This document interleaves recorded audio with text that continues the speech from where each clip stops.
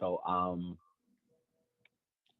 Welcome to this latest edition of the Real Deal podcast, The Wire Remix, Season 4, Episode 1, Boys of Summer. As always, I'm the host, Cyril Gerald Quinn, joined by one Robert Sapp. How you doing, Mr. Sapp? doing pretty good. Doing pretty good. How you doing? Good, good. Outside of rooting for a certain football team, been on, okay, Hmm. okay, but that is, has nothing, it's been nothing new over the last 20 years. Right. Yeah, just roll with the punches. So we are at season 4 of The Wire. Of course, we talked about this a little bit about this earlier, about I think last episode. The season almost did not happen. So season 3 ended in December 2004. The first episode, season 4, did not start until September 2006. They came very close um, to canceling the show. That was one of the reasons why you saw season 3 and saw episode 12, and it's felt like it could have been a series finale. That was not by accident.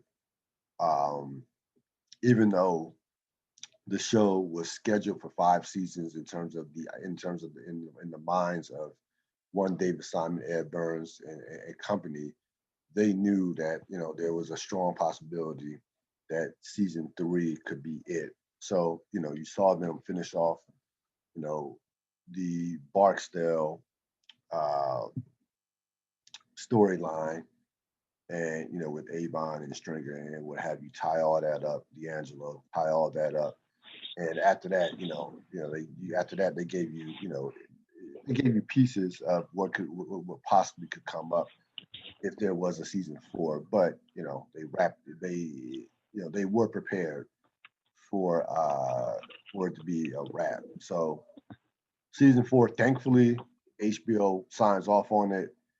Um, with the theme being, of course, education.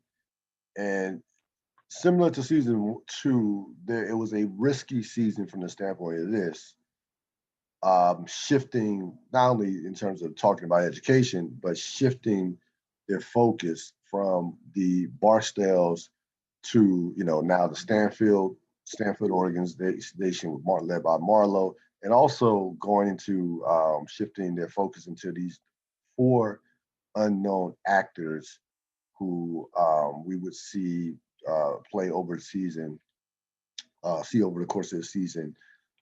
So there, a bit of a risk from that standpoint, into the unknown for season 4. Not as quite as big as season 2, because up until that point, the show had not built up the same equity that we have through one season prior to season 2, as it has up until this point through 3 seasons. So again, season 4 almost did not happen.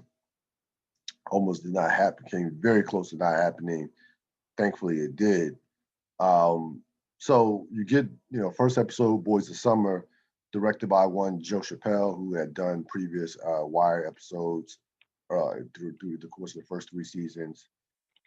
Liked a lot by Vulture, as this episode was ranked number 2 all time in terms of the rankings, in terms of all time Wire rankings by Vulture. So Vulture loved this episode. And you had the epigraph "Lambs to the Slaughter" by one Marsha Donnelly, who of course plays the assistant principal, and we'll certainly find out more about her over the course of the season. For themes, I had new regimes with the major crimes unit and the Stansfield organization, of course, taking over for the Barksdales, and really so you had a new crime unit that was being chased by the MCU, and frankly, a new MCU as the MCU lost some of their peoples, which we'll talk about more from season 3 that went in different directions. So we go to the opening scene. Which of course always tells the story or sets the tone for the season of The Wire.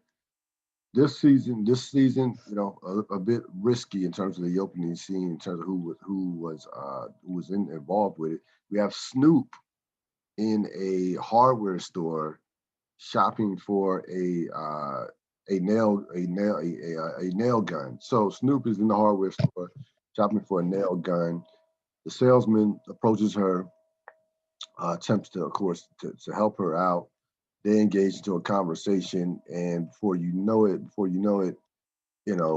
they are, the salesperson, they're speaking completely different languages in regards to what she's talking about, in regards to what he's talking about, but they end up coming to a common ground by the end of the conversation when seemingly the salesperson made the connection of what Snoop was talking about.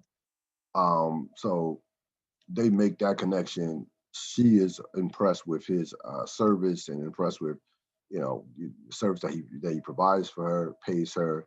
So she pays him on the spot $800, which was well over the amount of the nail gun cost.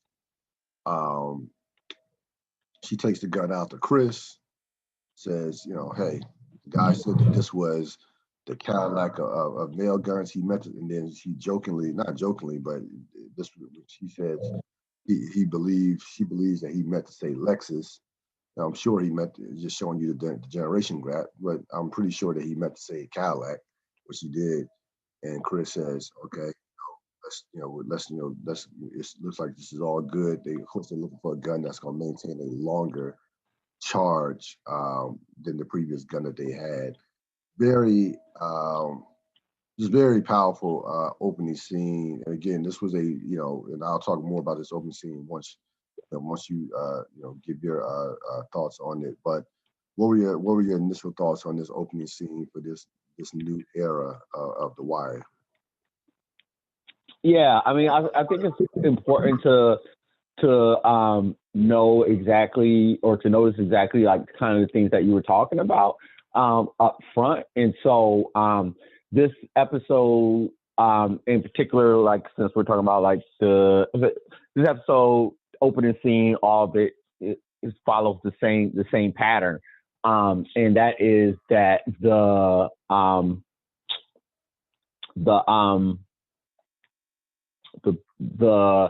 this is about setting the stage and resetting the table is the way that I would like to frame it. And so with that being said, like everything is all new, all different because of the different things that you said at the very beginning.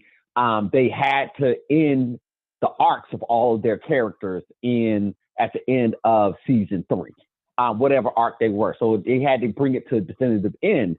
And so now it's resetting the tables, exactly like you said, similar to season 2. We now have to relearn different characters. We have to learn different characters, and then we have to relearn where our leftover characters are at this point in time. And so this opening scene is about orientating us to a specific character and a specific setup that's going to set the stage for the entire season. Yeah, if you remember, the 3 previous opening scenes you had were pretty careful and pretty safe in regards to the characters that they chose to open with. Season 1 you had McNulty. Matter of fact, the first 2 seasons, McNulty was a part of that opening scene. Then season 3, you had Bodie and a couple of Barksdales, and by the time season 3 rolled around, we knew who Bodie was, and he was well established as being not being that, and not so much being a main character, but a guy that we were familiar with. So, with Snoop, we saw Snoop briefly last season. But this was kind of like, this was, and David Simon talked about this. This was a risk from a standpoint of not a seasoned actor is, Felicia Pearson,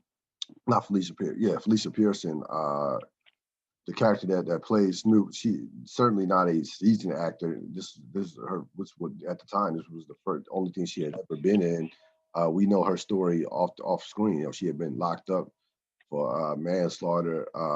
Had been locked up for manslaughter before she even started The Wire and what have you. So it completely, even though you're right that it had a similar pattern as far as setting the stage, but completely different in terms of the actor that they chose to set the stage with. I should say from that standpoint. You go to the detail. So again, the detail. We have Perlman, Freeman, Kima in this scene. So at this point, this version of the detail, of course, looks a lot different. There's no Daniels in part of the detail. There's no McNulty, who's a part of no Daniels, no McNulty, no Herc. So this is you still have Kima, not Bunk, but you have Kima and Freeman. Of course, the details being led by Freeman, of course, a new lieutenant. They are talking about the Stansfield crew not being quite as fierce as the Barksdales because they are not dropping bodies. They are not dropping bodies. Lester brags, hey, if Marlo and the rest of his crew stay on the wire, stay on these cell phones, they're mine. So they've discussed that along with Perlman, and then of course they bring up the Lester in particular brings up the asset investigations of the Barksdale money trail, which they had previously talked about, throughout in the course of season 3, and that really began in season 1 in terms of the money trail. Perlman, of course, is reluctant to go into that, but of course Lester is definitely excited about that. So, what were your thoughts on this new version of the detail, and as well as what they were thinking about Marlo's organization off the bat? Yep. Yeah. And like I said, like that's going to be the overarching theme of this episode for me. It's about setting the table again. And so, just like you said, like it's a brand new detail. It just is. This is not what the show is going for right now, is to let you know that this is not the same show that was before. This is going to be something different. It's going to feel different. And so this opening scene is about what this new detail is, or reformed detail is. I'm really interested in what agendas they're going to be pushing. So you get kind of like everything's just a little taste right now. Everything's just a little taste.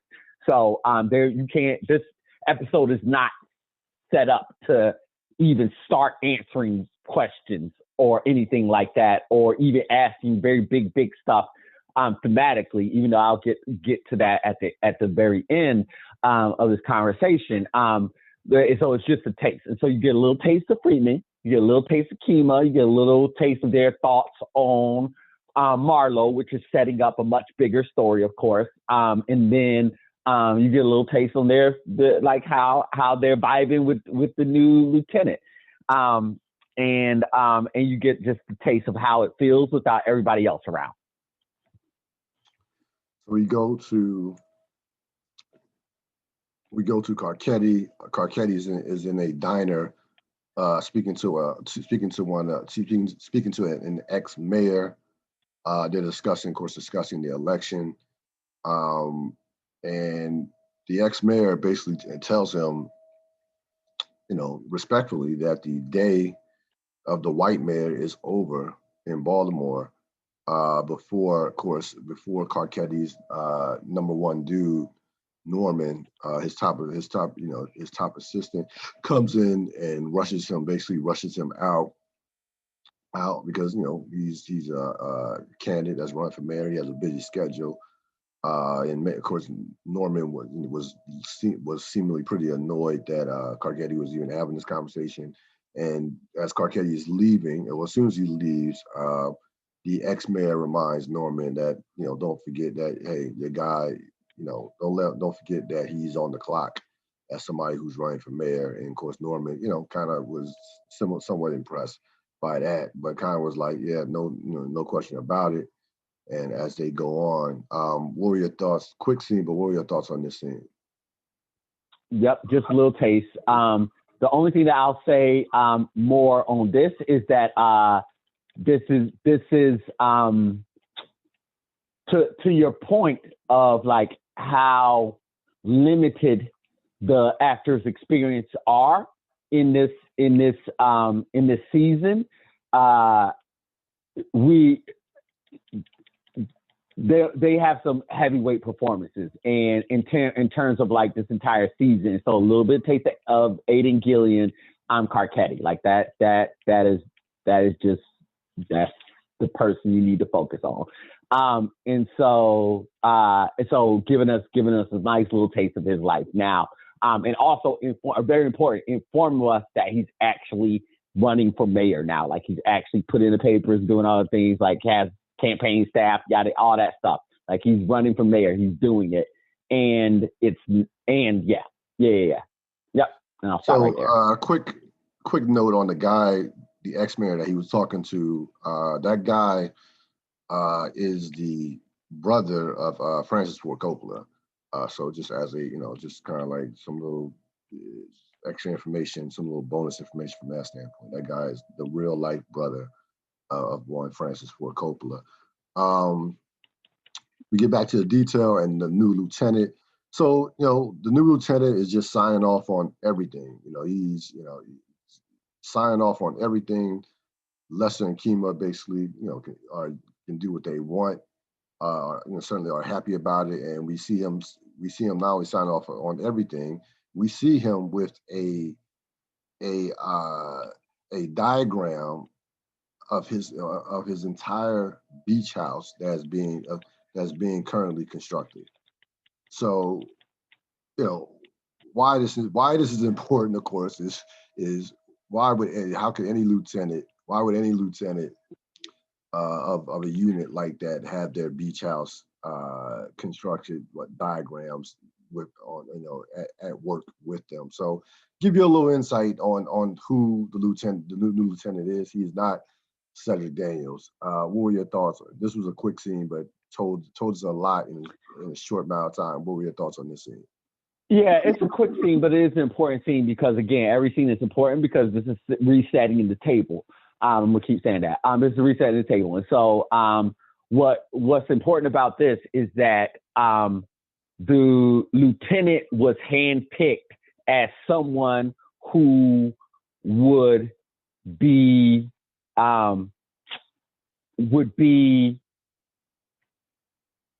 useful to Freeman's agenda.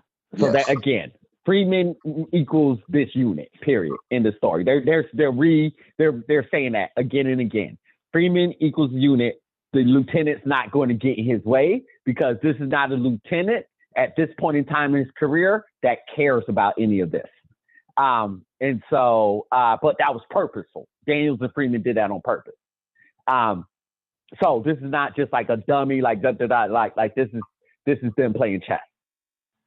Yep. We get to Lex, Bodie, and Neyman. Neyman, of course, is the first of the four kids that we get to meet. First, he, of course, is on the corner working for Bodie. He's sitting on the corner, not paying attention to anything, as he's supposed to be, of course, one of the dealers working under Bodie. Bodie has a conversation with Lex. Lex, of course, is Bodie's number two. Bodie, now we talk about resetting. Bodie now, of course, formerly a Barksdale crew chief, is now a independent drug dealer, getting his supply from Prop Joe and also from Slim Charles and Prop Joe. Bodie has a conversation with Lex, in regards to Lex's ex-girlfriend, who of course has, by the way, has it happens to be his who he happens to have a child by, and basically, Lex says, I'm gonna feel, I'm going to, I'm going to shoot. I'm gonna shoot this dude if he doesn't stay away from my ex-girlfriend. I'm gonna fill him out. In his words, I'm gonna fill him up with some hot ones. Bodie gives a look like, okay, yeah, sure you are. That type of look. And he tells him, hey, you know, this guy works for fruit. This fruit works for Marlo. Marlo is in control of everything right now as the reigning king of Baltimore of the drug trade. He says, forget this girl, leave her alone because you need to hear the truth. So you getting Bodie again in a position of leadership, also his reality being on a off-brand corner versus years of either being in the towers or running with or selling a major product with the Barksdales behind him. Of course, and of course, Bodie talks about this to Slim Charles, and Slim Charles basically says, this is not, this is not the old times. Marlo wanted Fayette. This is the way. This is the way it is. What are your thoughts on this scene? Yeah, two big important pieces on this. Exactly, resetting the table, letting us know exactly where Bodie's at, and then also the big thing was Marlo's new power. Like that. That's what everybody needed to get out of this episode, out of this scene. Marlo's new power. Barksdale doesn't matter anymore. Done. Yeah, and Slim Charles made that clear, saying there's not near Barksdale around. Matter of fact, you had the only Barksdales that those the only Barksdales remaining were those two in terms of Slim and Bodie. So yeah, that is the big part. That is definitely a big part of that scene, and we see not only Bodie in a different position. We see the fact we find out that Slim Charles now is working under one Prop Joe as a supplier for independent drug dealers like one Bodie brought us. So we see continuously see new people, new old faces in new places. To put it to put it that way. Um, we go to Herc and Mayor Royce. So speaking of old faces, new places, Herc is in a new place as part of the mayor's security detail. Um, we see Mayor Royce's security detail. We see he and another guy who is a police officer as well discussing one Madam President, um, discussing how attractive she is, and the guy jokes about her sleeping with. He says the guy jokes that Herc says, I would sleep with you to sleep with her." Herc, basically, kind of rebuffs that. This is again. This was a callback to season 3, to when they had that running joke, the Gus Triandos joke, if you remember, with Herc and Carver. So kind of like a callback to that. But more importantly, again, we're seeing Herc in a different spot, in a different role, outside of the detail. What were your thoughts on this scene? Yeah, no, you're right. I mean, it's a callback, but like everything you said there, 100% correct. And then, yeah, it's a callback, but it's an important callback because there's no one to bounce off of anymore. There's no Herc and Carb anymore. That's the most important part of this, is that that split up, that dynamic is gone. Yeah. No question about it. And, you see Mayor Royce. You see Mayor Royce also in this scene, just kind of flexing his muscle a bit, saying that there's no way that he's going to do 2 debates where he could be beat up on the crime rate. His chief of staff, of course, concurs and says, basically told him, fuck you, 1 debate. Of course, you have Royce. Of course, you have Royce is under is being run against by not only Karketi, but of course Tony Gray. Both of them wanted to debate with him. So he just, great to be mayor. You can turn down debates and only do the debates to your choosing. So we see that as well. And then he says at the end of the scene, Karketi has to learn about life in the wilderness. So you get so we go to Karketi coming off that scene. Karketi is at a senior home, trying to get votes. He's out here trying to get votes from these seniors, and one of the seniors stands up and asks him about what's going to be for dinner tonight. Clearly showing you kind of like what a up and coming mayoral candidate is, or even a politician in general, kind of like what their typical day will look like in terms of, and also the process. And that's going to be shown throughout the course of this episode, the process of running a campaign and the ins and outs of that. This episode did a tremendous job at depicting that, and we'll see in some more scenes. But what were your thoughts on Karketi in this old folks home that seemingly that the candidates, just not candidates, but the voters didn't really even care about who he was at all? What were your thoughts? Well, yeah, I mean, like, and this is actually the time to be talking about it, because we all just, I mean, this is 2020. We can be real here. We all just went through an election where we learned everything, or everything was being said at the same time. And so, what this scene back in when The Wire was shot,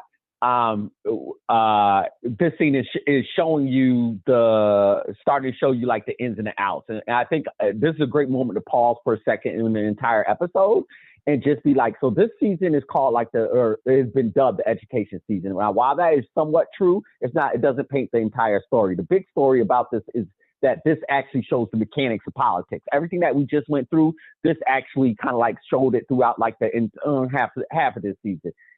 Like the actual nuts and bolts of what it takes to be what it takes to run for something, what specifically, and be serious about it. So anyways, there's a whole bunch more to be said. So it's not only this episode, throughout this episode, it's going to be throughout this whole season. And the reason why I bring up the education as like the thing, because it drums out the major point in which the show is setting up. And I said, like, thematically, it didn't ask any big questions. It's not asking any big questions. It's just going to present it very quickly. And the presentation is politics, education. How are they similar? So that's the kind of like the different pieces that you're going to take. And then, of course, they'll expand it out to systems, but we'll get there. In terms of this particular scene, yep, you're absolutely correct. This is all about the politics of how all of this is done.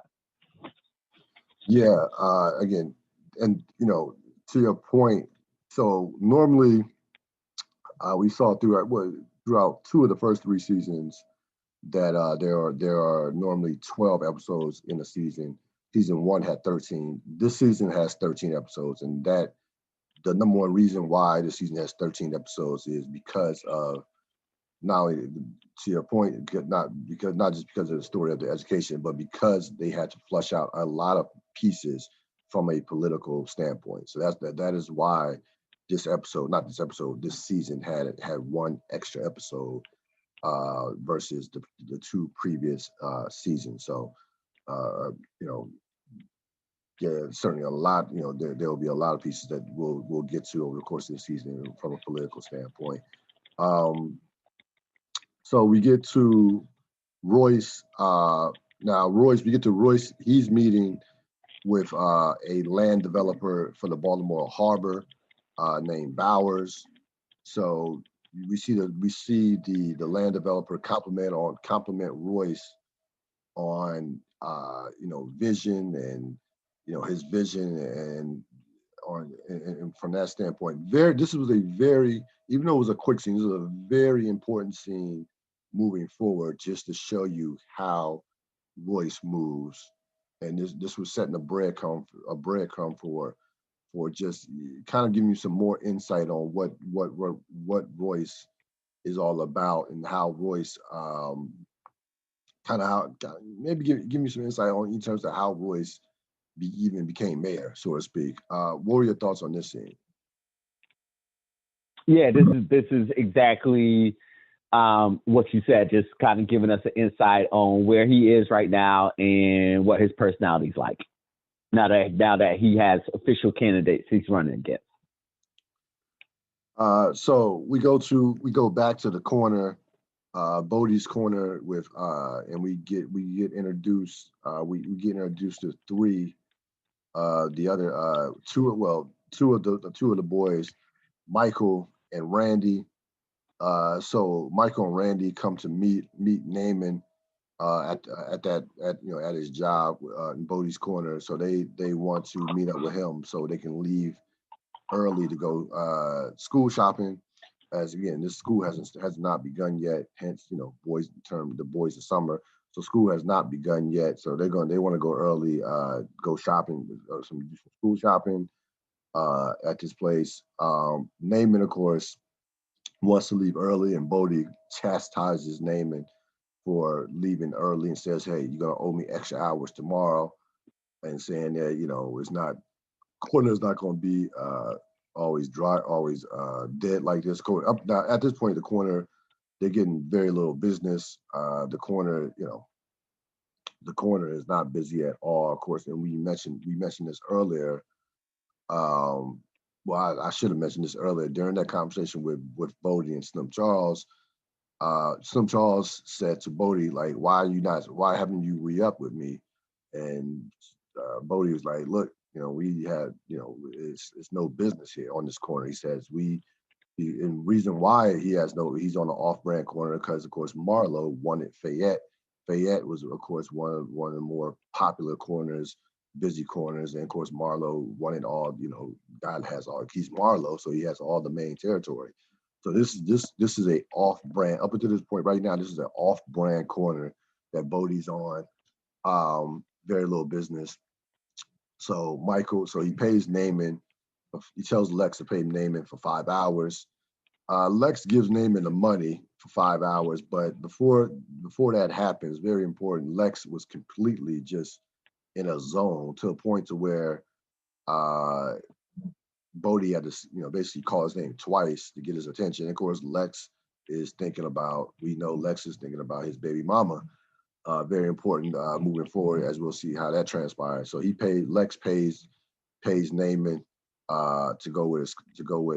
pays Neyman, and Neyman leaves with Michael and Randy. What were your thoughts on this scene? A lot was going on in this scene. A few things going on in this particular scene. What were your thoughts? Yeah, the big and the major one for me is this is the introduction to Neyman. That's the purpose of the scene. Yeah. And of course, Bodie chastises Neyman at the end of the scene. Well, throughout the course of the series, throughout the course of the scene, he chastises Neyman, saying, I don't know what you need school clothes for. I want to talk about going to school. You stay suspended. He said if it wasn't for social promotion, you'd be in pre-K. He would be in kindergarten or pre-K. So he's not taking Neyman seriously from that standpoint, as really have any interest in school. And of course, Bodie also says that look at these youngins, not a bit of work ethic nowadays. So Bodie, is in a position, when we first meet Bodie throughout the course of the season, he's the youngin. He's the youngin. He's kind of like the fresh face. Now, season 4, Bodie is the veteran drug dealer, mid-level drug dealer. He's the old head. So it kind of shows you how, in how these things go in drug dealing can be like goes in almost like in dog years. Like these guys get old quick in terms of it's not get old quick from that standpoint of being around that life. So I think this episode kind of depicted that very well in terms of Bodie and where he's at in regards to the drug trade and how long he's been in it. What were your thoughts? Yeah, just really, really, it's a really good scene for the character of Bodhi to just kind of like show us the amount of growth that he's had, and kind of like let us know specifically again like where all the where all the moving parts are, where all the players are at. Yes. We go to Mayor Royce and, of course, the land developer that I mentioned earlier, Bowers. So Bowers pulls Royce aside and says, hey, are we still good about that property downtown? And Royce kind of gives that classic political answer. Yeah, we're still good. I have my people's right on it. And then Royce mentions something about that to his chief of staff.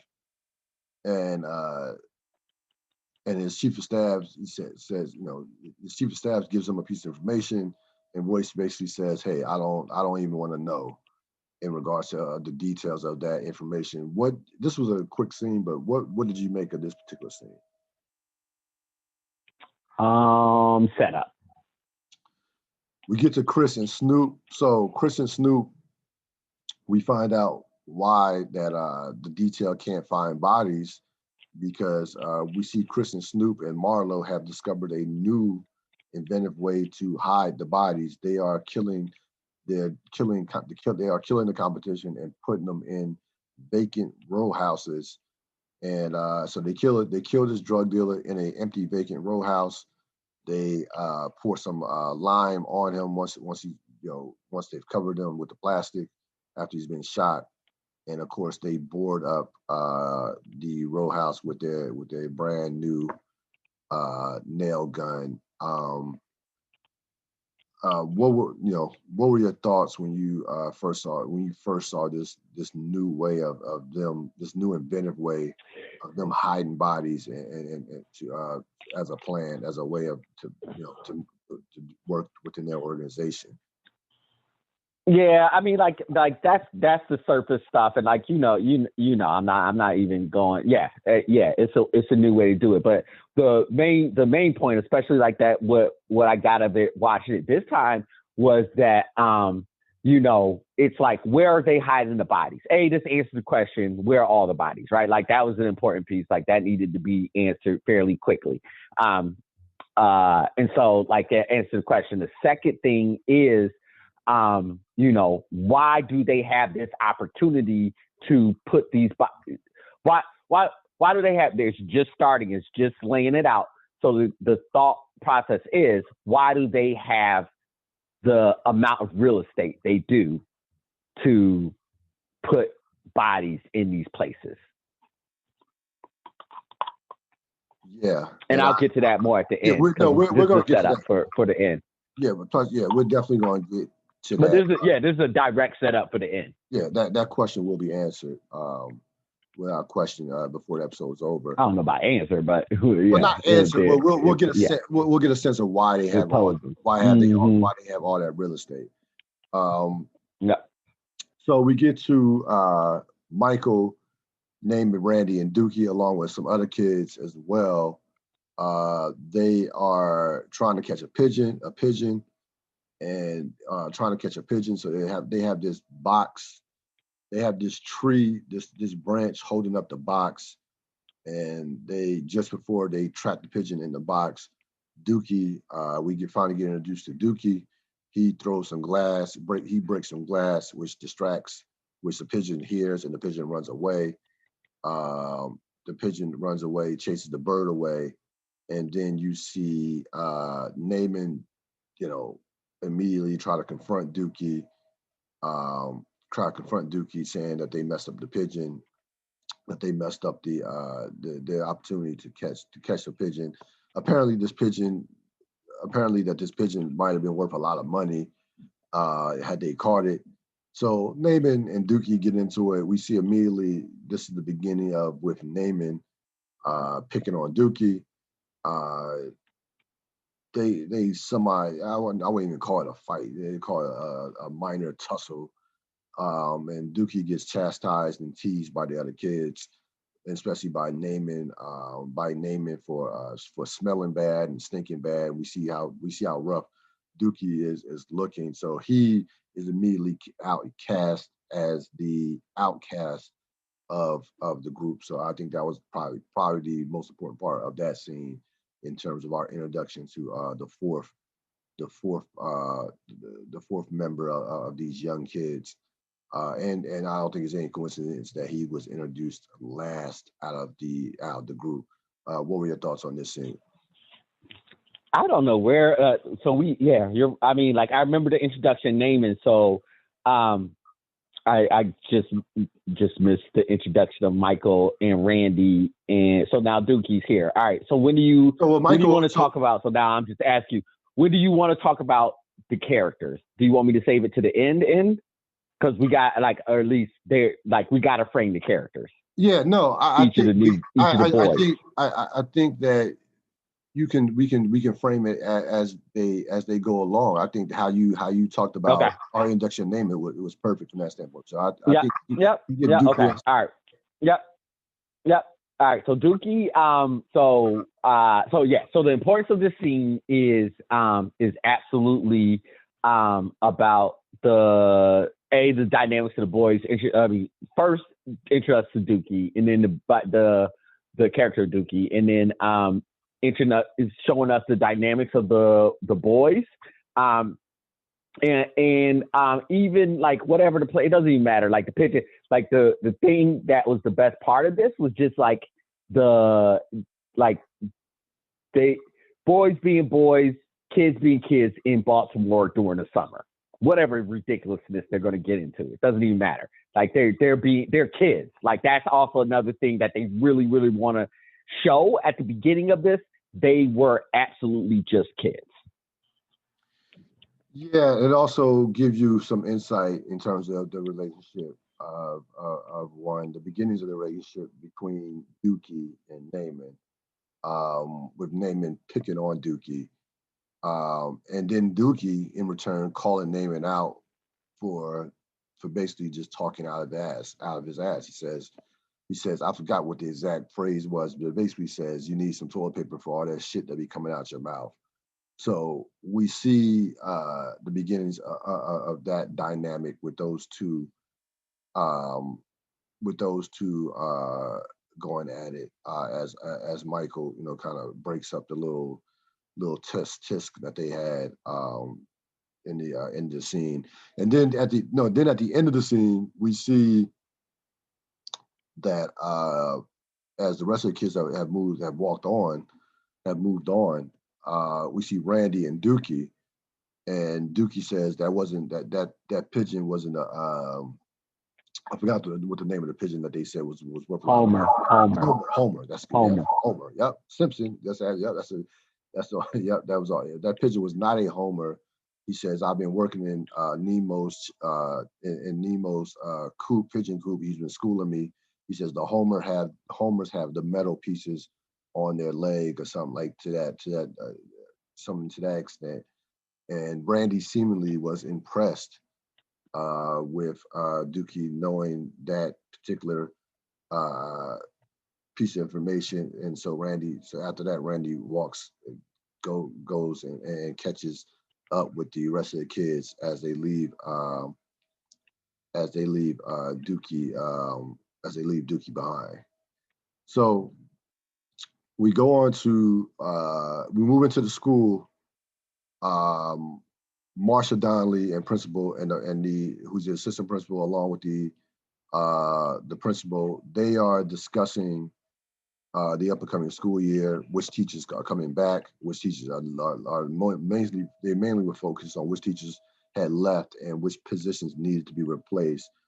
And we see our buddy Prez Beluski. We see where he lands. So he comes in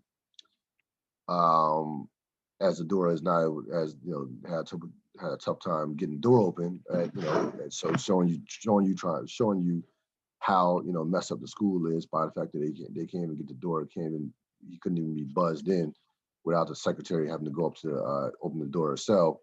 So he comes in and says that, hey, I'm not completed my certificate yet. I will have my certificate in another year or so, but with the resident teachers program, I should be, should be in good shape.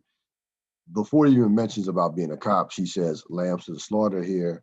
And we can definitely speak to that on many different levels in terms of the characters in this season or in this episode in terms of lambs to the slaughter, not just teachers who presumably have no business in education. So she says, Donnelly says lambs to the slaughter here, which of course was the epigraph. And then her whole personality, her whole perception, everything changes when he mentions that he previously was a cop. She asked, "What did you do before this?" He said, "I was police." And she says, she then, immediately, her whole body language changes. She starts to smile and introduces herself, introduces the principal. What were your thoughts on What were your thoughts on that scene as we get introduced to Prez's new career and his new his new character arc, so to speak? Yeah, that's the huge part of it. Where what he's doing is a complete sea change for him, as we know him as a character on the show. So, yep, that's letting us know where he is. And I'm gonna tell you right now. So, in terms of what Prez is doing, in terms of that scene, the scene with Prez brought back some memories for me in my educational start my educational career, because the first job I had was as a teacher's assistant in a pre-K class. I go up, I'm going to different places, looking for a job. And though I, of course, was not a ex-police officer, as soon as I told the administrator or whoever was in charge, or whoever was doing the hiring, she was I forgot the lady's name. She was second in command to the owner of the daycare. As soon as I told her that I had a degree, she immediately was like, where's the paperwork? Like so, like I don't even remember even having to basically interview. I basically was immediately like hired on the spot. So when Prez says he's a cop, and she just perks up and says, hey, what's going on? How you doing? I kind of had a flashback from that standpoint, which shows you, it gave you a sense of. I bring that up to just show you like how desperate education can be to find people in general. They're looking for bodies, and they like, so that's why her her body language and her attitude shifted once he said that he was a cop, because remember they had lost 4 they needed to replace, I believe they needed to replace like 6 teachers. They lost 4 in math and 2 in English that were not coming back from the previous year. So a lot of times in education, you have times in education where they're just looking for bodies. And it seems like in that scene that she was that was the case with this assistant principal and with this particular school. We go to Daniels and Mello. So Daniels is a major now. He's taken over for our friend Bunny Colvin. Major. He's the major of the Western District. And Mello, of course, Lieutenant Mello is in his same position as a second in command to the major. So Daniels is goes in. They're discussing similar to the principal and vice principal. They're discussing what their unit is going to look like up, in the future, in terms of the people they need to replace, or people they need to fill, spots that they need to fill. More importantly, and Daniels calls McNulty in. Now, again, we saw this at the end of last season. McNulty now is a beat cop. He's a beat cop who is basically humping a patrol car. So Daniels is trying to recruit McNulty out of the patrol division and into, wants him back clearing cases for him in terms of the Western, or wants him in a more, has more use for McNulty other than being in a patrol car. So McNulty turns down the invitation. And Lieutenant Mello says, well, that's not, that's basically that sucks for us. And Daniel says maybe sucks for us, but not for him. So Daniel's basically saying that he is where he needs to be, even though that's not good for us as missing out on a quality detective. What were your thoughts on this scene? Yeah, no, exactly. He wanted him to be a detective, so that the cases could be cleared, exactly as you said. But the line that he spoke, which was so much truth to it, was like, yeah, that's, that would be good for us. But that would, but this is what's best for him. And it harkens back to the line that McNulty said last season, where he was like, sometimes I think what's best for, like, what makes me good for this job is what makes me horrible in real life. I'm paraphrasing a little bit, but it was something like that. So this is harkening back. This is harkening back to that moment. Like, he's doing well because he's doing for him and not for anybody else. No question. So we get to Herc, Bodie, McNulty, and Collegio. They meet up on Bodie's corner. We see that Carver, Bodie, McNulty, and Collegio. So Carver comes in with Collegio, and it was nothing too serious in regards to nothing criminal going on from that standpoint. He's not trying to bust Bodie. He's saying, he's basically saying Bodie. He's basically reintroducing himself to Bodie, saying, what's going on, and he starts to joke with Bodie's assistants, little Kevin and Reese and Lex and what have you, as Lex is sweeping up. So just talking shit to them. And McNulty comes along later on in the scene and reminds Bodie of the entrapment story from last season.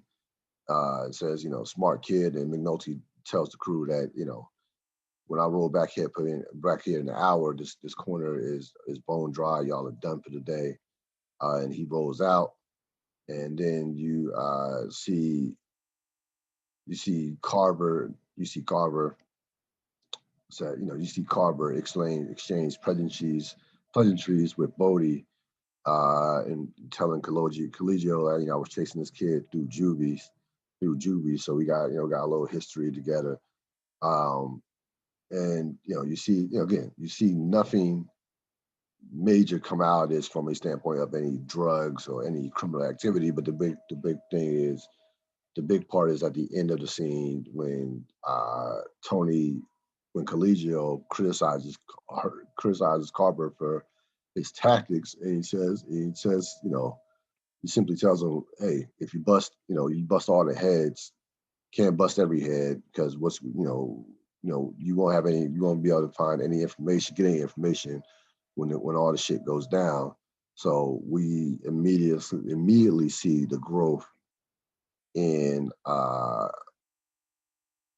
Carver, and we see at that comparisons to Collegio, who is still of the same mindset of cracking every head, which will be important moving forward. What were your thoughts? Yeah, no, this is resetting the table, letting us know exactly where Carver is at, exactly what you said. So we go to Karketi and DiGascino, and we get to meet his entire team. So you have Carver, DiGascino, Norman, and another lady named Jerry, who's a part of his campaign team. He has to go in the room to raise money, and he has the number, I believe, was he has to hit like 30,000. So he has to go in the room and what they call it, dialing for dollars. And DiGascino, Teresa criticizes him for speaking to a one-term mayor. and you hear Karketi make excuses for that one-term mayor in terms of the riots of they bring up the riots of '68. She said other politicians used those riots to their advantage, while this mayor did not. So you get a little mini history lesson there from that standpoint. And again, very important part of this is you see the nuts and bolts of how the sausage is made in regards to being a politician. And again, I didn't like. We knew going in 2006. The season was shot in 2006. It came out in 2006. Probably was shot before that, but you knew that obviously politicians needed money in terms of running campaigns. But how do they go about getting that money? What is things that? How do they go about in terms of raising money? So this gave you some great insight in terms of the day-to-day of what it is like running for office, and not just the on the surface stuff, but the real nitty gritty. So I really enjoyed this scene from that standpoint. As you see Karketi has to be in a room by itself calling or making phone calls to for money to get money. And again, initially in this scene, he doesn't even make the calls. He's just bullshitting, as this seems to be just a something that's just boring, as boring as all can be. But this is the life of a politician, a mayor or a candidate. What were your thoughts? Yeah, this is showing us specifically like what Karketi has to do to get elected. Yep.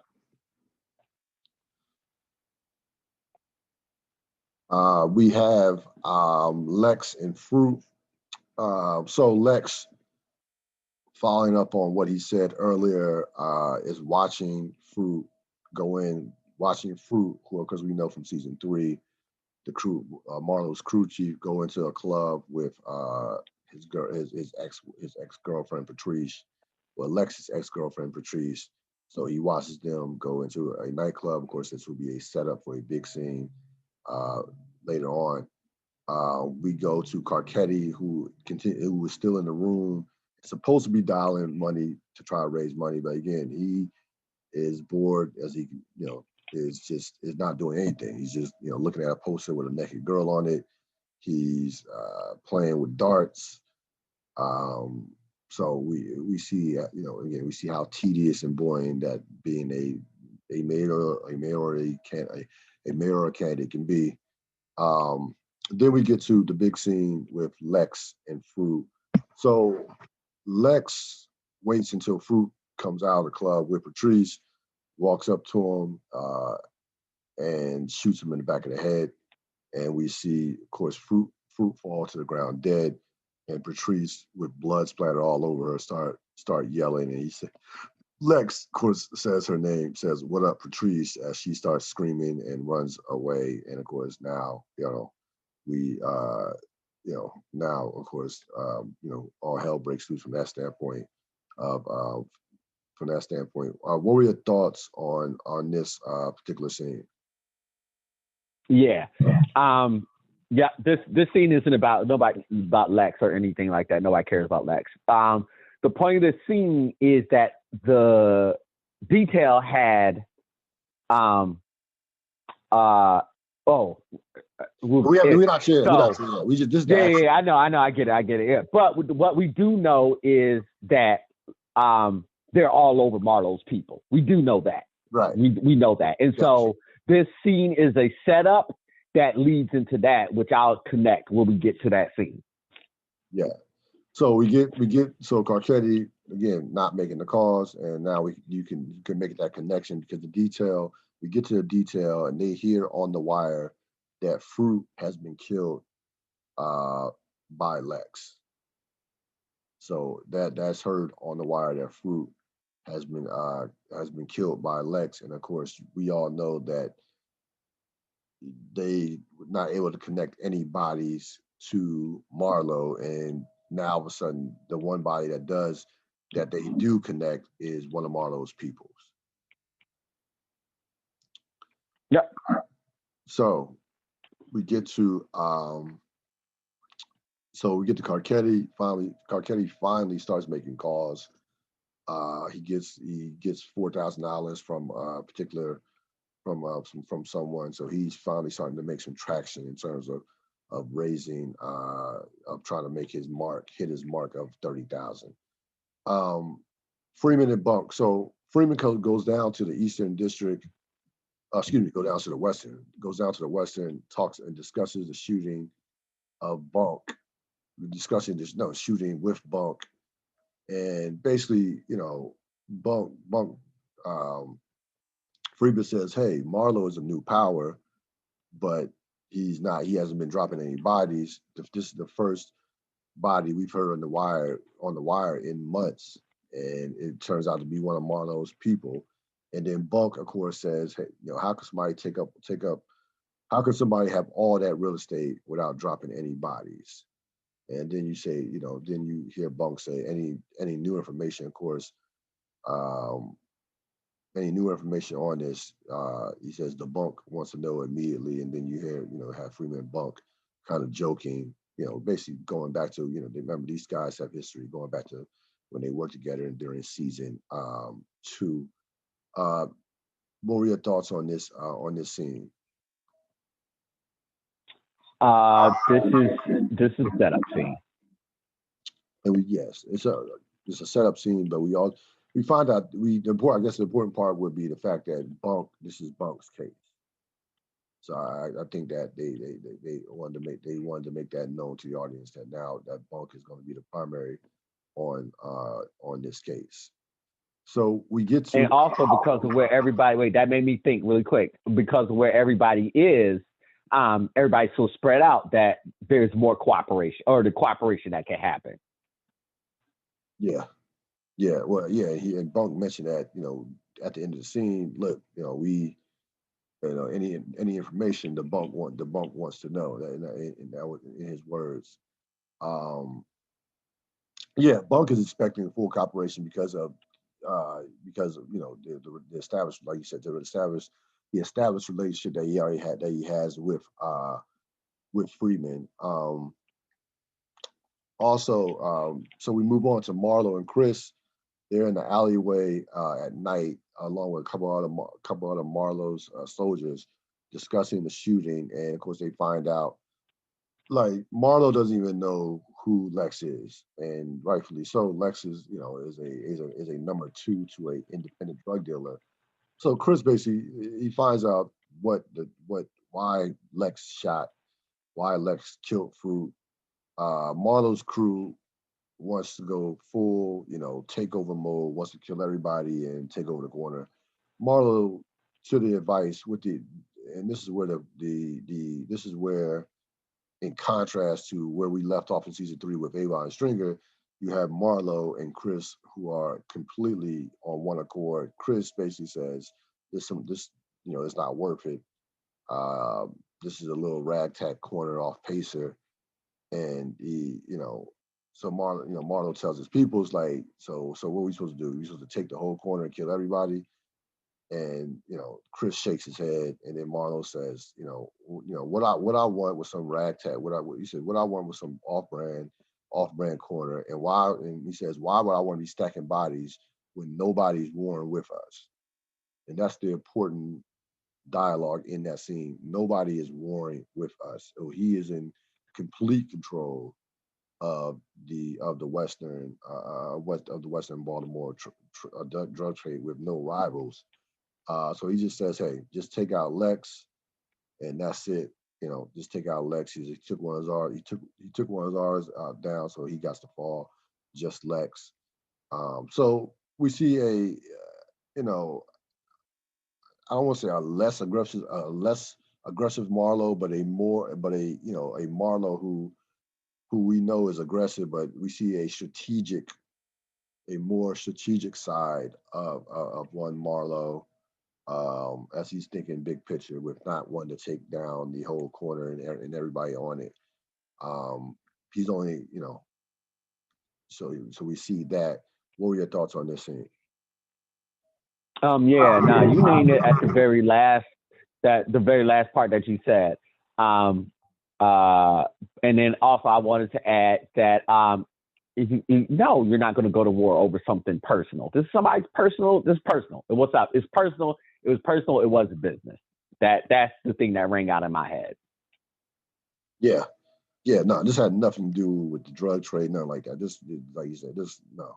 Right. So he's not, and the piece of land, or not land, but the property, like you said, Chris said it specifically. Like this is some piece of shit, off-brand strip. Like what good is it if we do take it over? Like we're not, it's not making any money. So it's not. So not only is this would this be over something that's personal, has nothing to do with the drug trade. If we took this over, how would this benefit us as an organization as far as product and making money and what have you? So it's not even, it's not even worth it on any level. It's not even worth it for Marlo to take over this strip of real estate moving forward. So we get to Norman and Karketi. Norman drops off Karketi. It's the end of what's been seemingly a long day for Karketi. He is sleeping in the car. Norman kicks him out the car. And Karketi drops his shoe in the lawn and just leaves it there as he heads in terms of into his house. Quick scene, but what were your thoughts on this particular scene? Set up. So we go to Neyman, Duke, Michael, and Randy. We see Dookie gets jumped by some terrorist boys, and we see Randy come up with a plan for a plan to get back at the terrorist boys. What were your thoughts?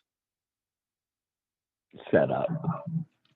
Go to Karketi and Norman. So Karketi and Norman, this is the next morning.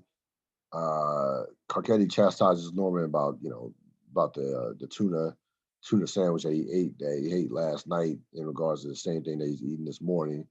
Norman, Norman's basically like, yeah, whatever, in terms of that. And they listen to the radio spots for Karketi's radio spots. So before they can even get excited about the radio spots, Karketi gets a call that Royce has spent over $300,000 on television spots.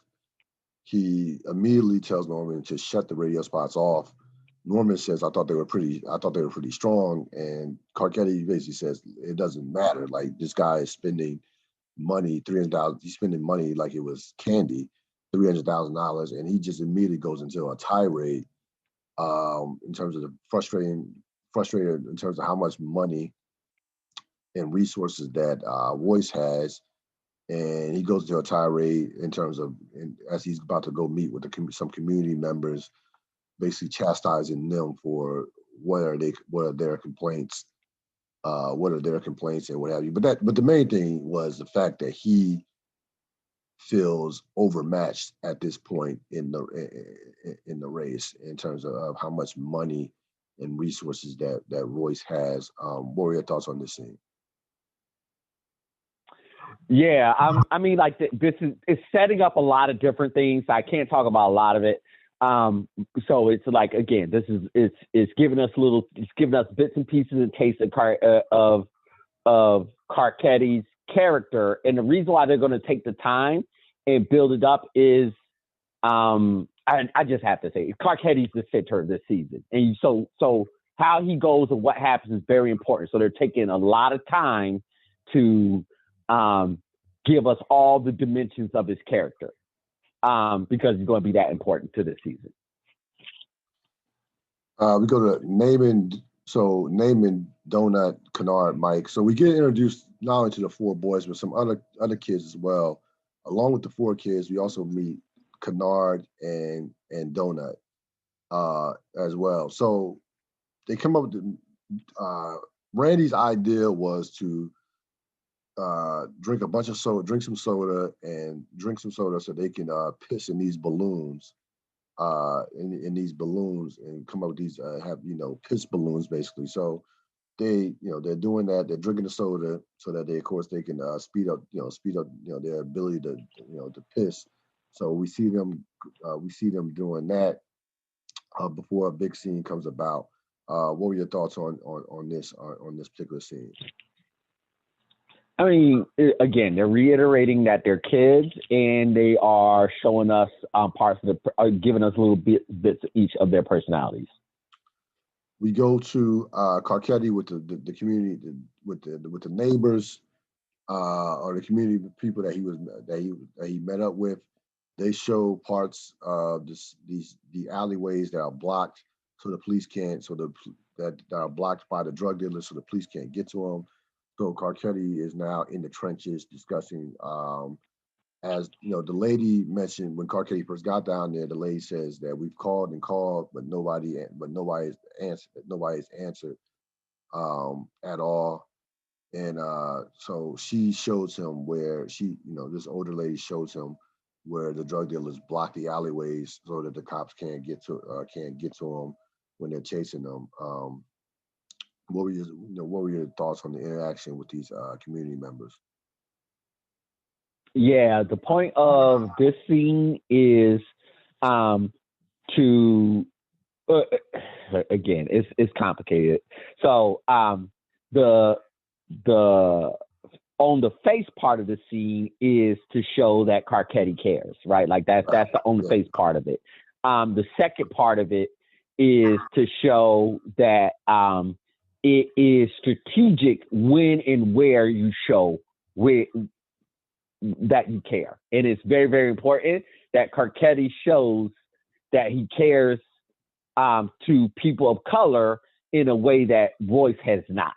And so the point of this scene is to show that there's a disenfranchised group of people, even within the African-American community, that Royce, that from their perspective, Royce hasn't been attending to their needs. And that's the way that Karketi can erode some of that power that Royce has. And to link that back to what you were talking about, this is not easy. So Karketi will have a hard time. Anybody has a hard time. You go up against an incumbent. Again, it's 2020. We just saw this. No matter what the incumbent has done, it's very, very hard. It's very hard. And so this, the big thing about Karketi now is all the chips are stacked up against him. Incumbent mayor, Black in Baltimore at a time when the majority of the citizenship are people of color and want to see people represented, want to see themselves represented in the people who are making the decisions. All of that stacks against Karketi. Yeah, no, everything is stacked against Karketi. He's going up against an incumbent mayor. He's white, okay. We mentioned this earlier in the season, or not in the season, but in the episode where he's even speaking to a mentor of his, who was an ex-mayor, saying that that told him specifically the day of the white mayor is over, and he told him that specifically. Yes, absolutely. Again, that's so flat out on the face stuff. Yep, it's about more than that. But no, it's definitely. I saw this. This was to your point. This was a anti-Royce scene.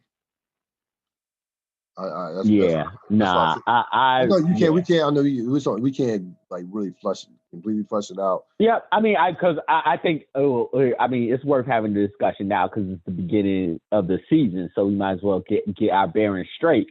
But it's not my problem is with anti-Royce. There's no anti-anything. Everybody's part of the system, as we've already talked about throughout The Wire.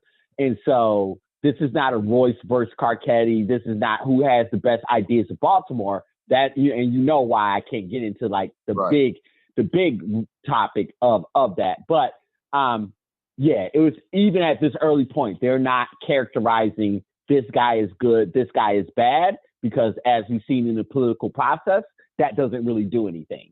And so it's about resources right now. And how is Karketi going to get those resources in order to be an incumbent mayor. Now, of course, all the candidates have to use the terms, the city's falling apart and yada, yada, yada, and this, and that, and everything like that. But it's a matter of perception. And also on the big picture thing, and this doesn't have, anybody can research this about the city, about where the city was when the character of Karketi, the mayorship, he was very much based on. Like, this isn't even like subtle. They weren't being subtle with this. The mayor that Karketi is based off of, and where the city was at that time and where the city was after that mayor. That will tell you a lot about the characterization that'll tell you overarching what they think about the mayor of Baltimore at that point in time. This is the mayor that's based on is what David Simon and Ed Burns, that's the regime they really did a lot of this work under, especially, Ed Burns was a police officer, but David Simon as a reporter, and The Wire was his second series based off of what was going on in Baltimore at that time. This is all underneath this white mayor and all of the different things that it brought up. So that's why anti Royce versus pro. No, they're not talking. There's no anti and pro in this because they have very strong opinions about the mayor of Baltimore at that time. And there is very strong opinions of it. And I'll leave it at that. We get to... but they're building up the character. Sorry. Yeah, no question about it. And just, like you said, to your point, showing how the system has failed these particular community members. When she mentions that we called and no one comes down here. Yeah. We get to we get back to the boys. So they so Michael punches one of the terrorist boys, a couple of the terrorist boys in the face. So we see the aggressive side of Michael from that standpoint. He punches these boys in his face after, of course, the "these nuts" joke, which will just one of those timeless jokes that that we all remember as kids growing up. So he punches them in the face and of course runs, sets a trap for them as they get hit by some of the pistol balloons. And then you see Neyman accidentally, throw the balloon and bust in his face. And, he says, I pissed on myself. And then we see a bunch, all chaos breaks loose as the terrorist boys, who were probably more terrorist boys than there was of Randy and Michael and all and the rest of the kids. So they Randy told him. Randy did say it's just as many of them as like, there's gonna be more of them than us. There definitely was more of them. Yeah. They took an ass whooping. Yeah. A lot of them took an ass whooping, to be honest with you. And we see, so in this ass whooping, we see some of the characteristics of characters of these boys. We see Michael, knock out a couple of people. Michael also gets beat down, gets jumped by two of the kids. We see Neyman watching Michael, hides out and watching Michael get his ass whooped. Okay, very important.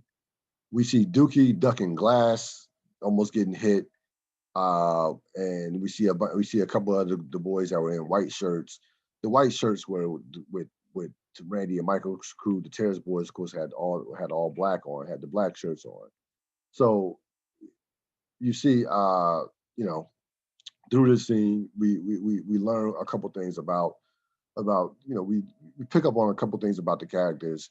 Michael being one of the aggressive ones in this group, and Neyman just again watching Michael get beat up. So that to me was the important part.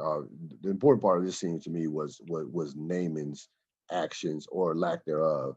What were your thoughts on this scene? Yeah, they definitely wanted you to take notice of Damon's actions. Yeah, just the boys again, doing their thing, and them showing us different parts of their personality. Yep, you named it. We get teachers and cops in both back-to-back scenes or in trainings, looking just bored out of their minds. We'll go to the teachers first. So the lady's, going through whoever they brought in from the outside is going through her bit. And one of the teachers basically says, "What am I going to do when Harold Carmichael throws a stack of books through a window?" And they bring up a pencil sharpener, and one of the teachers says, "What am I going to do? I had so and so student rip a pencil sharpener off the wall." So basically, teachers are saying are saying that none of this shit that we're going through in terms of this training is going to help me over the course of the school year. And the same thing with the cops. The cops are talking about the people coming in training. The cops are talking about terrorist acts and things of that nature. You see our buddy Sammy says that the West Side got blown up, would anybody be able to tell? And then you see Carver start cracking some jokes, and the other cops just, again, this was frustration and boredom in both of these meetings as these scenes go back to back, were shot sequentially, going back and forth. What were your thoughts on these scenes with the cops and with the teachers, both in training? Yeah, you named it, frustration and boredom. So during the training, we see Bunk come up to McNulty and discuss the murder, about the shooting of about not Lex's shooting, about the shooting of Fruit. He tries to get some information. He shows him Lex's picture. He's looking for Lex. Of course, this is the guy. He says, the guy that they heard on the wire, that one of the suspects. And McNulty, of course, remember, McNulty was on that corner a day earlier, so he recognizes the face somewhat, but doesn't. He says the face looks familiar, and then you have Bunk trying to get McNulty to come out come out and get a drink, and Bunk says, and McNulty says, "Hey, how about meeting the kids? How about dinner with the ankle biters?" So another demonstration that McNulty is in a different place in this season in terms of as in comparison to prior seasons. I'm going to flush out, and I'm also going to talk about McNulty later on in this episode to give you some background on why on what on some information, more information about him for this season later on. What were your thoughts on this scene? Shut up. We go to Neyman, Dookie, Michael, and Randy. So the fight is over, and you see Michael bruised up. You see Neyman, basically says, "I got away." Basically Neyman says, "I got away," twisted my ankle running around the corner, and Michael criticizes Neyman and says, "But you got away." And Dookie says, "Michael, you have Neyman buying ice cream for for everybody." He says, "I'm buying ice cream for all the soldiers that stood tall." So he gives everybody $1, and Dookie says, "What about me?" And he basically blows Dookie off, and then Michael gives him a look, and he gives kind of basically forces Damon to give Dookie, not only Dookie $1, but also give him $1 as well, to give him $1 as well, as he basically shames Neyman into giving up that money in terms of for buying the ice cream. I think a very important scene in regards to what direction that these characters are going to go in. What were your thoughts on it? Yeah, just again, boys giving us little taste of their character. And, in that scene, Michael does not do a lot of talking. He just says, yeah, but you got away. So it wasn't like there was physical intimidation by Michael. It was just, there was an understanding of what time was. I mean, Neyman knew, like I said, he was shamed into giving Michael and Dookie both a dollar in terms of for the ice cream.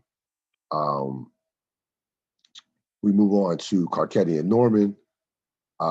So Norman, of course, is Karketi's top, is like his, top guy in terms of running his campaign. They're discussing the campaign manager. Campaign manager, yes, his campaign manager.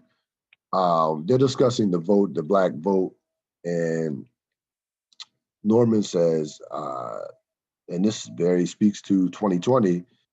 He says, we've been, he says we've been voting for y'all for a long time, for seemingly forever in regards to blacks voting for white candidates, which is true. And he kind of teases Norman, kind of teases Karketi in terms of whether or not he's going to vote for him. He says, Norman says, I haven't voted white since Bobby Kennedy, and he says, you ain't no Bobby Kennedy. You can do your research on your own with in terms of Bobby Kennedy, of course. But Norman kind of messing with Karketi a bit, and also giving some speaking truth to power in regards to what was not only going on throughout the course of history, but even what's going on today. What were your thoughts on that scene?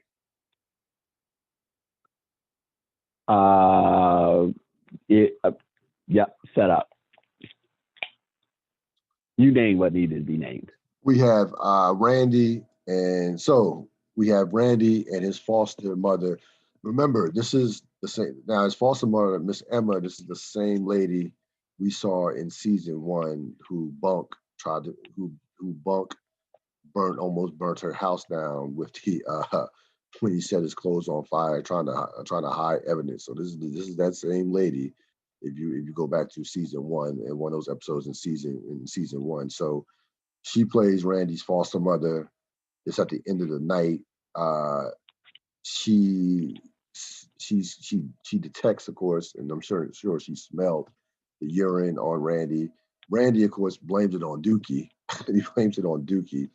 And of course, I guess the important part of this scene is the fact that we see that Randy has a support system at home, in terms of his foster mom. What were your thoughts on this scene?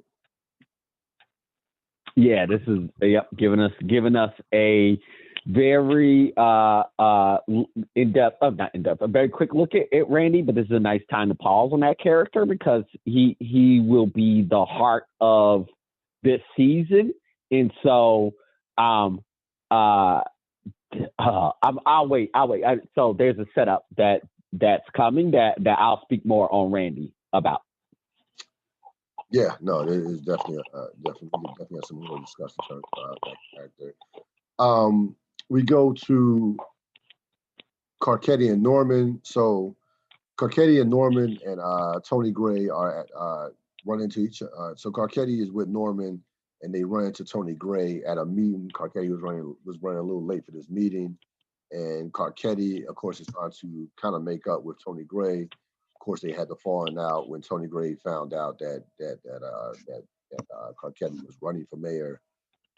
So Tony Gray is still upset behind that, and basically blows Karketi off. So he's still pissed off about what transpired last season. From that standpoint, any thoughts on this scene? Politics are ugly. Nah, no thoughts. Yeah, no, I mean, listen. It's set up. It's politics. It's not like Tony. But they. I mean, they were friends. They were on the council together for a long time. But politics, the famous words of Jay-Z, politics as usual. From that standpoint. We see Prez and Marsha Donnelly, the assistant principal. So very interesting scene. So Prez walks into his classroom, right? School has not started. So there have been no kids in school. Let me make that clear. School has not started, and the classroom looks like shit. Now you're talking to two folks. Me and Robert Sapp are going to be in our bag in terms of the educational piece. I had a major problem with this scene as a current educator. I understand the whole premise that the school is supposed to be in bad shape as far as the budget, and it's supposed to be, behavior problems, shit like that. We've already, they've already talked about that from a standpoint of what the kids did to the pencil sharpener.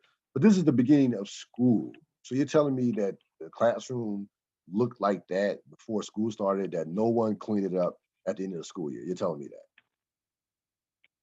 Like, what were your thoughts on his classroom looking like that before school starts? I mean, you had desks all over the place. Yeah. They got to clean that classroom. Yeah, I'm like, come on, man. I'm like, what? Like, but did you find that I mean, the classroom actually has to be clean, but I'm talking about even, did you find that as a flaw in the writing? Did you have a problem with that from that standpoint? Or no, not at all. Ed Burns is writing from his experience. Yes, that's true. This is true. So that's a fair. So I can't say that wasn't his experience. He gets the benefit of the doubt at the time. Yeah, he gets the benefit of the doubt from that standpoint. Yeah, the classroom was shitty. I get no, so I'll even contradict myself. This is how I would defend that if somebody had a problem with that. I guess from a standpoint of now his name is blanked out. Prez. I guess from a standpoint of Prez's story, it's like starting. This is like, okay, we want this classroom to be dirty, not only because this is just the way it is. But I guess they wanted to kind of send a message that this is Prez also starting over, and that thing, it's going to be messy to start to begin with. So I guess I kind of want to give a sign from that standpoint, or kind of from that standpoint, like, Prez, you're no longer in your comfort zone of the police force with solving crimes in Daniels's office, not Daniels's office, but in the major crime unit. This is a whole new world. So yeah, I can understand it from that standpoint. From that standpoint, but again, that could have been based off a true story in terms of, because Ed Burns, like you said, Ed Burns was a teacher. After his 10 years as a cop, he was a teacher. So we get to Kevin and Randy. So Kevin, as you remember, works under was one of the corner boys on that works under Bodie. He tells Randy to relay a message to Lex about saying that, hey, first of all, he buys a bunch of candy from Randy. Of course, Randy is in business for himself. He's selling candy, and he's trying to sell Kevin some M&Ms or something like what I think it was M&Ms, some candy. So Kevin pulls out a bunch of money, says, look, I'll buy a bunch of this candy. I just need you to relay this message to Lex. Says that a young lady, that Patrice, not only a young lady, but Patrice wants to meet him later on in the park. And Randy, of course, so he tells Randy to relay that message. What were your thoughts on this scene? Set up. So we get to find, so of course Lex, of course Randy, relays that message. They don't show Randy actually speaking to Lex, but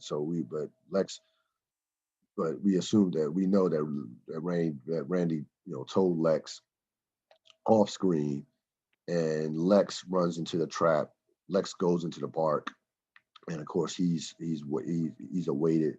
He's of course falls into the trap with Chris and Snoop waiting for him in the park, and he says to Chris, I didn't know, and Chris basically with a gun in his hand says, it's good. So his fate has been sealed at that point. How dumb was Lex? Like, he really thought that this girl was going to meet him after he's killed her boyfriend and blood splattered all over him. So Lex, yeah, Lex was not the certainly was not the brightest. What are your thoughts on this scene? Yeah, setup. I mean, this is all about Randy. Yeah, no, it's definitely about Randy. Um, so Bunk and Carver are in the car. They're of course looking at Bodie's corner, and of course they don't see Lex. Carver says, "Hey, we can." This is at night, and Carver says, "Hey, we can always roll down. We can always come back down. Come back here tomorrow. Come back here tomorrow." So they're looking for Lex. They don't see Lex on Bodie's corner. So we'll see how that how that is flushed out over the course of the season. Um, we get to Kevin and Randy. Kevin tells Randy, first Kevin questions Randy, did you do what I say?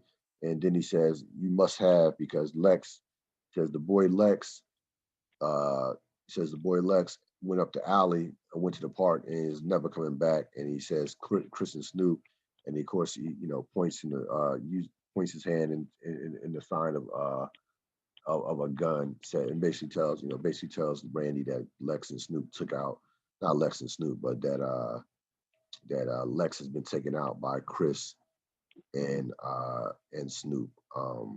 And of course, and this is the first time, and now Randy knows what he was a part of without knowing initially. Yeah. He finally knows now. He knows that what in terms of what he was a part of. What were your thoughts?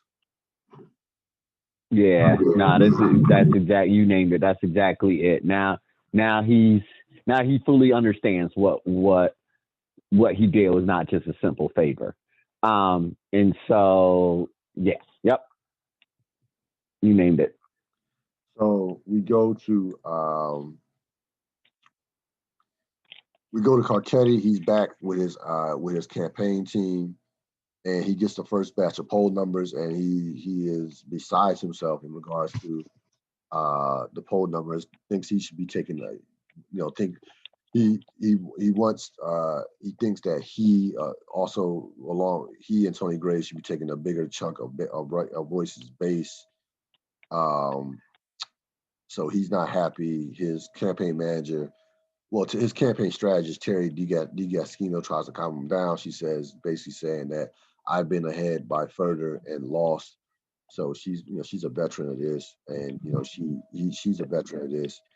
Karketi is frustrated and basically storms out and says, I can't win this, and as soon as he leaves, they joke, or Teresa jokes and says, the man can read a poll. And what were your thoughts on this particular scene? Set up, but I love that line. It was funny. The man can read a poll. Yeah, that was. Well, I mean, I think even initially, like, notice how calm you could tell that she's been here and done that, in terms of how calm she is, and basically telling him, in some ways telling him basically to calm the fuck down in many respects. I mean, he's throwing one huge tantrum. I mean, like this, all of this is tantrum, but the big thing is, like, they're all professionals. They're used to, these are how all the candidates behave. Yes. So they're used to handling candidates. Like, this is the point of all of this. This is all part of it. This is us having an insight on someone who's running for office on times when the public wouldn't have like an eye on them, right? And so of course they're being human beings and bitching and moaning about why everybody wants everything from me and why is this so hard and why do I have to dial for numbers and everything. He's being a baby. He's throwing tantrums all the time. But as managers of candidates, they know that the candidates act like babies during this time, and that's when you just got to manage them. That's the job. You manage them, and so. The reason I found that line so funny was because it was like everything, like what she basically was saying is he told no lies in what he was saying. Like, he doesn't have a chance to win this thing, and he knows it. They know it. It was. I mean, that's what she was talking to him about in the last season. Like, why do you even want to do this? You can't win this. And so now he is experiencing exactly what everybody was trying to warn him about. Was this isn't just normal candidate challenging. This is going to just be very challenging for you. And so, he's feeling all the challenges and he's reacting to it like a baby. But also in that was like, maybe we should stop trying to BS him because he can actually read this poll and there's not a whole bunch of things that we're going to say that's going to make these numbers feel better to him. Yeah, I mean, but they probably, I mean, they certainly were thinking that they don't tell him that no, you can't win. No. You manage the candidate. They manage the candidate. No, yeah, they manage him. They manage him, and then with the whole when he leaves and she says a man can't read a poll. She adds some levity to the situation to what they probably are to what they are. I'm certainly what they all were thinking. Like, he has no chance. But that's you might as well crack a joke just to keep everything on the up and up, so to speak. Well, he was gone by that time. She was saying that to the people, but more importantly, the point Ril is she was saying that to the audience. Yes. Not the characters. So the point of that is that is to let us know, everything is stacked against him. He should not win this. And he knows it. And there are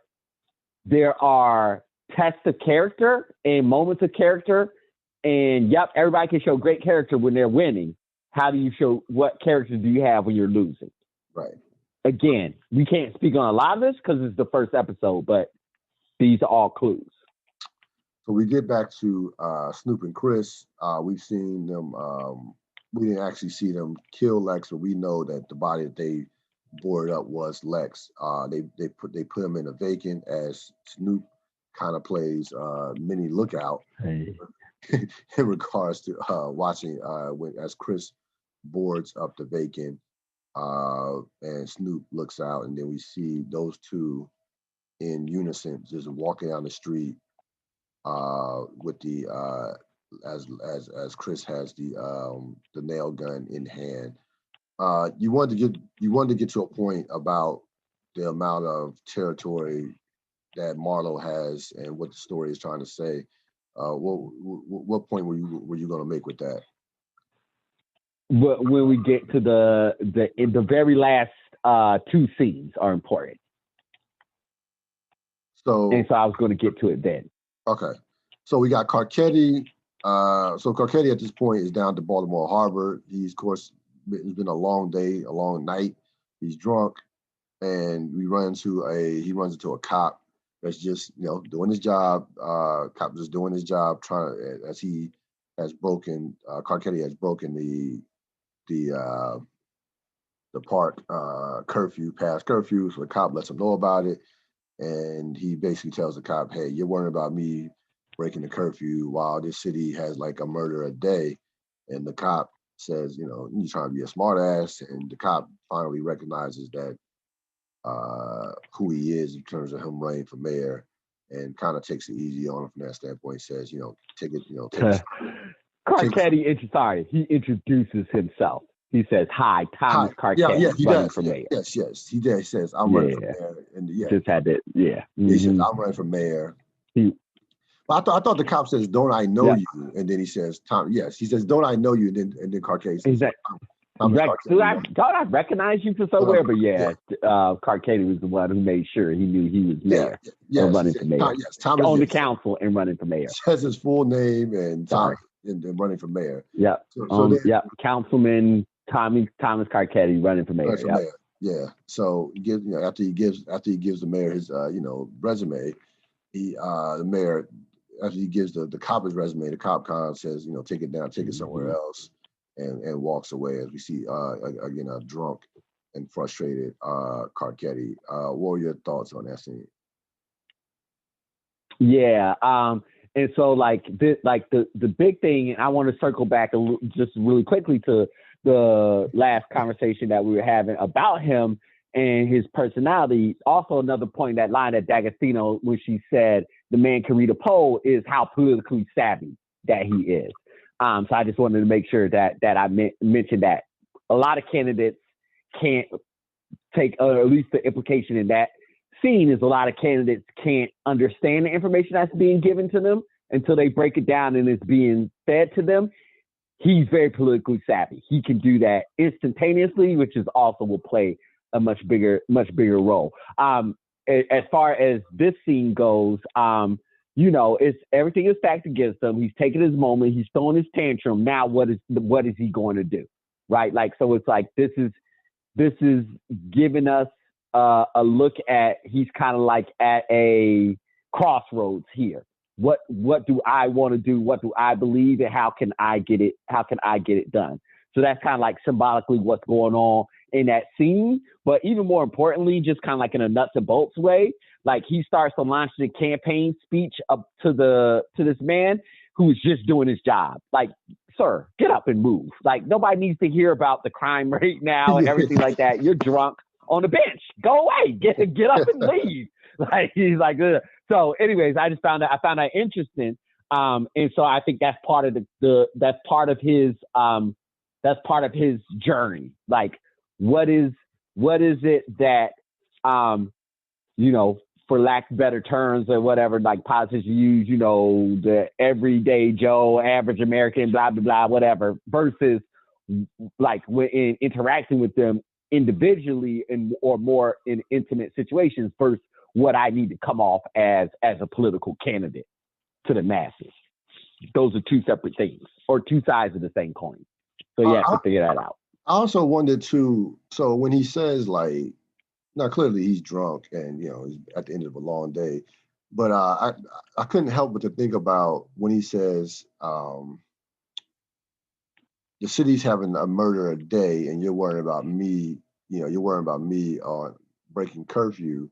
I couldn't help but to think about season 3 in regards to maybe the show, kind of criticizing policing and what real policing should look like. It's like, you're worrying about me on the bench, but when some real but no. I know. I mean, in the park. It's different. He was drunk. Different. Yes. It would be different if he was in. Yeah. It'd be different. And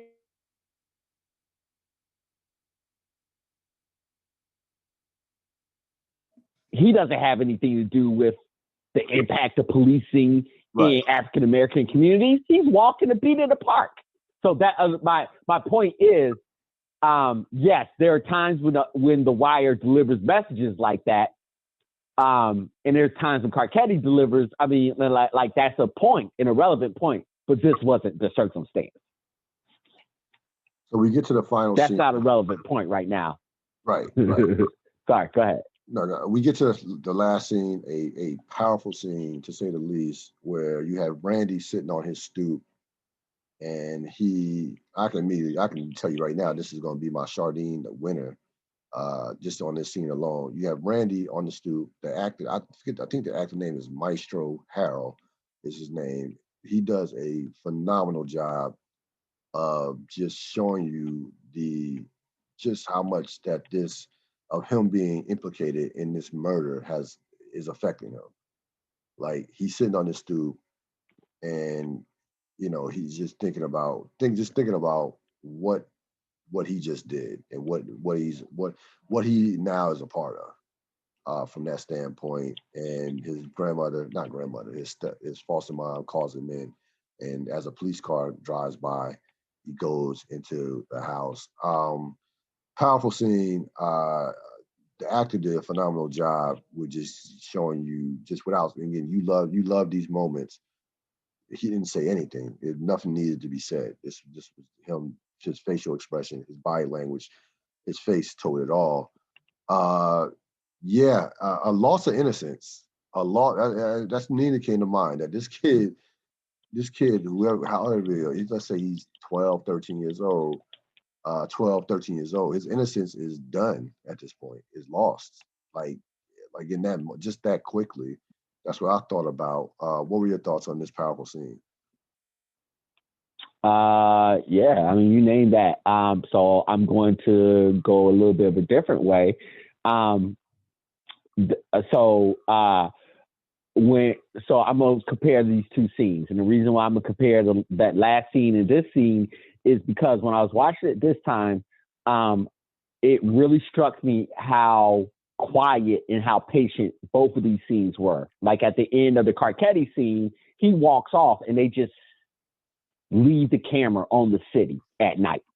And I was just like, wait, is this the end of the episode? And then that scene, then Randy's scene comes in. Down like, that's it. I know that's the end of the episode. But now it's like, oh, they did that back to back. And so the scene, of course, with Randy ends. The police go by, calls back in. He goes in, and then the camera just lingers on the neighborhood. So it's not unintentional. I probably have to give more thought because this is my first time really recognizing it, but it stood out to me so much. So I'll tie it in, connect it in with what I was saying, what I was going to say about Randy. And I think, I know the reason why those two scenes together is because they want us to pay attention to Karketi in the same way. So you said loss of innocence, and it's the very beginning. That's Randy's journey. I mean, we might as well just name it right now because you said it. That's his journey throughout this, and that's not only his journey, but it will mirror everybody's journey throughout this season and what we need to pay attention to, and in particularly with Karketi. I already made the connection between the political system and the educational system and how those two play off each other and the similarities and the toxic nature that those two institutions have towards each other, but then also the individuals who are part of this process, right?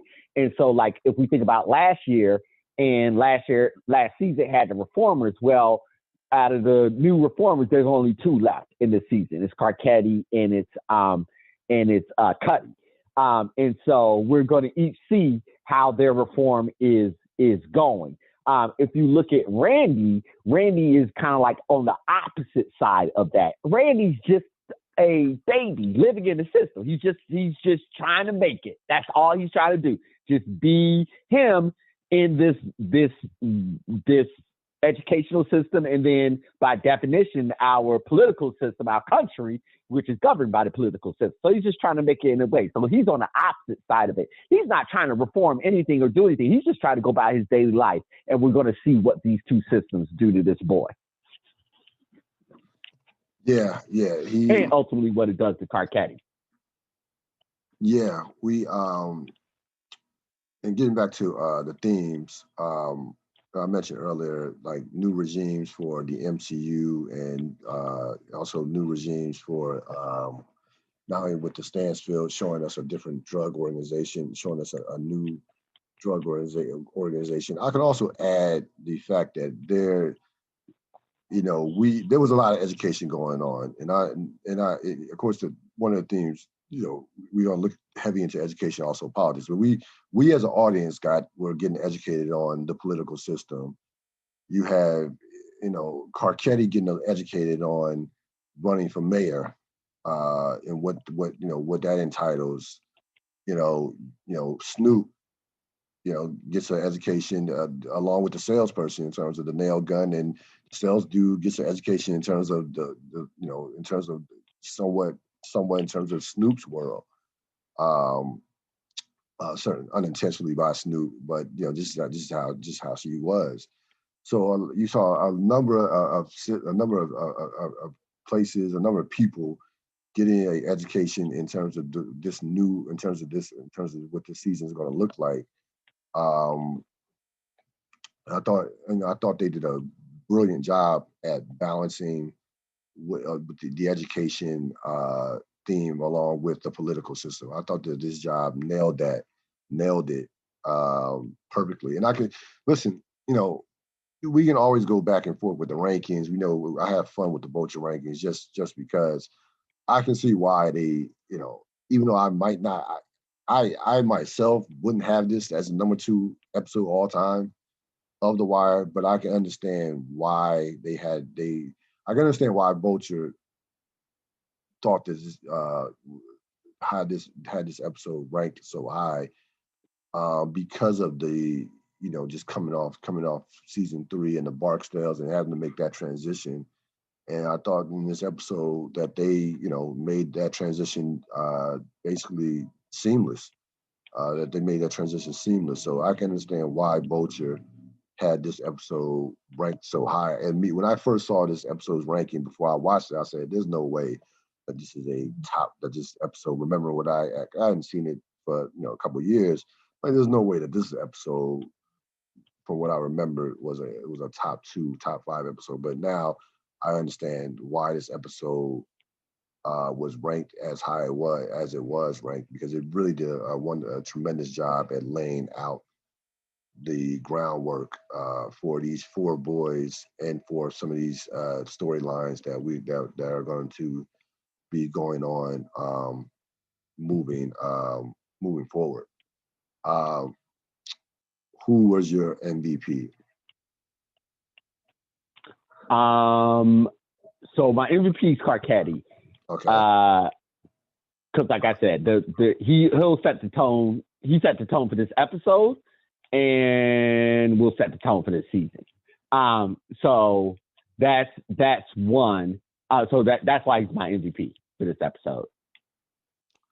I agree. I think Karketi was definitely the MVP. He drove this episode without question. So I agree with that from that standpoint, that he was the MVP of this episode. Who was your Sardine Award for best performance? It was a scene that unfortunately you didn't talk about, but I just adored the scene. So it's going to be my Sardine Award, and it's the one with McNulty. It's Freeman, and it's an interaction between Freeman and Kima as they are hustling the attendant. And then McNulty comes in. Why is McNulty in there? McNulty wasn't in any scene. But it had me smiling. No. It just had me smiling the whole time. It was the third person. So anyways, so my Sardine Award goes to Freeman and Kima. And I just enjoyed their interaction together, particularly when they were hustling the chief. Oh yeah, I remember what you're talking about. Yeah, as they get him to sign off. Mm-hmm. Yeah, that's the scene. I mentioned that scene. That's the scene when they got him to sign off on the paperwork. So they smacked hands. Yeah, I know exactly the scene you're talking about. Yeah, that's right. Yeah. I'll speak a little bit more on why this was my Sardine Award, because there was so much to get to and talk about in this episode because there's so many new people, but I'll just leave it for the vets. I'll just say this for the vets really quickly.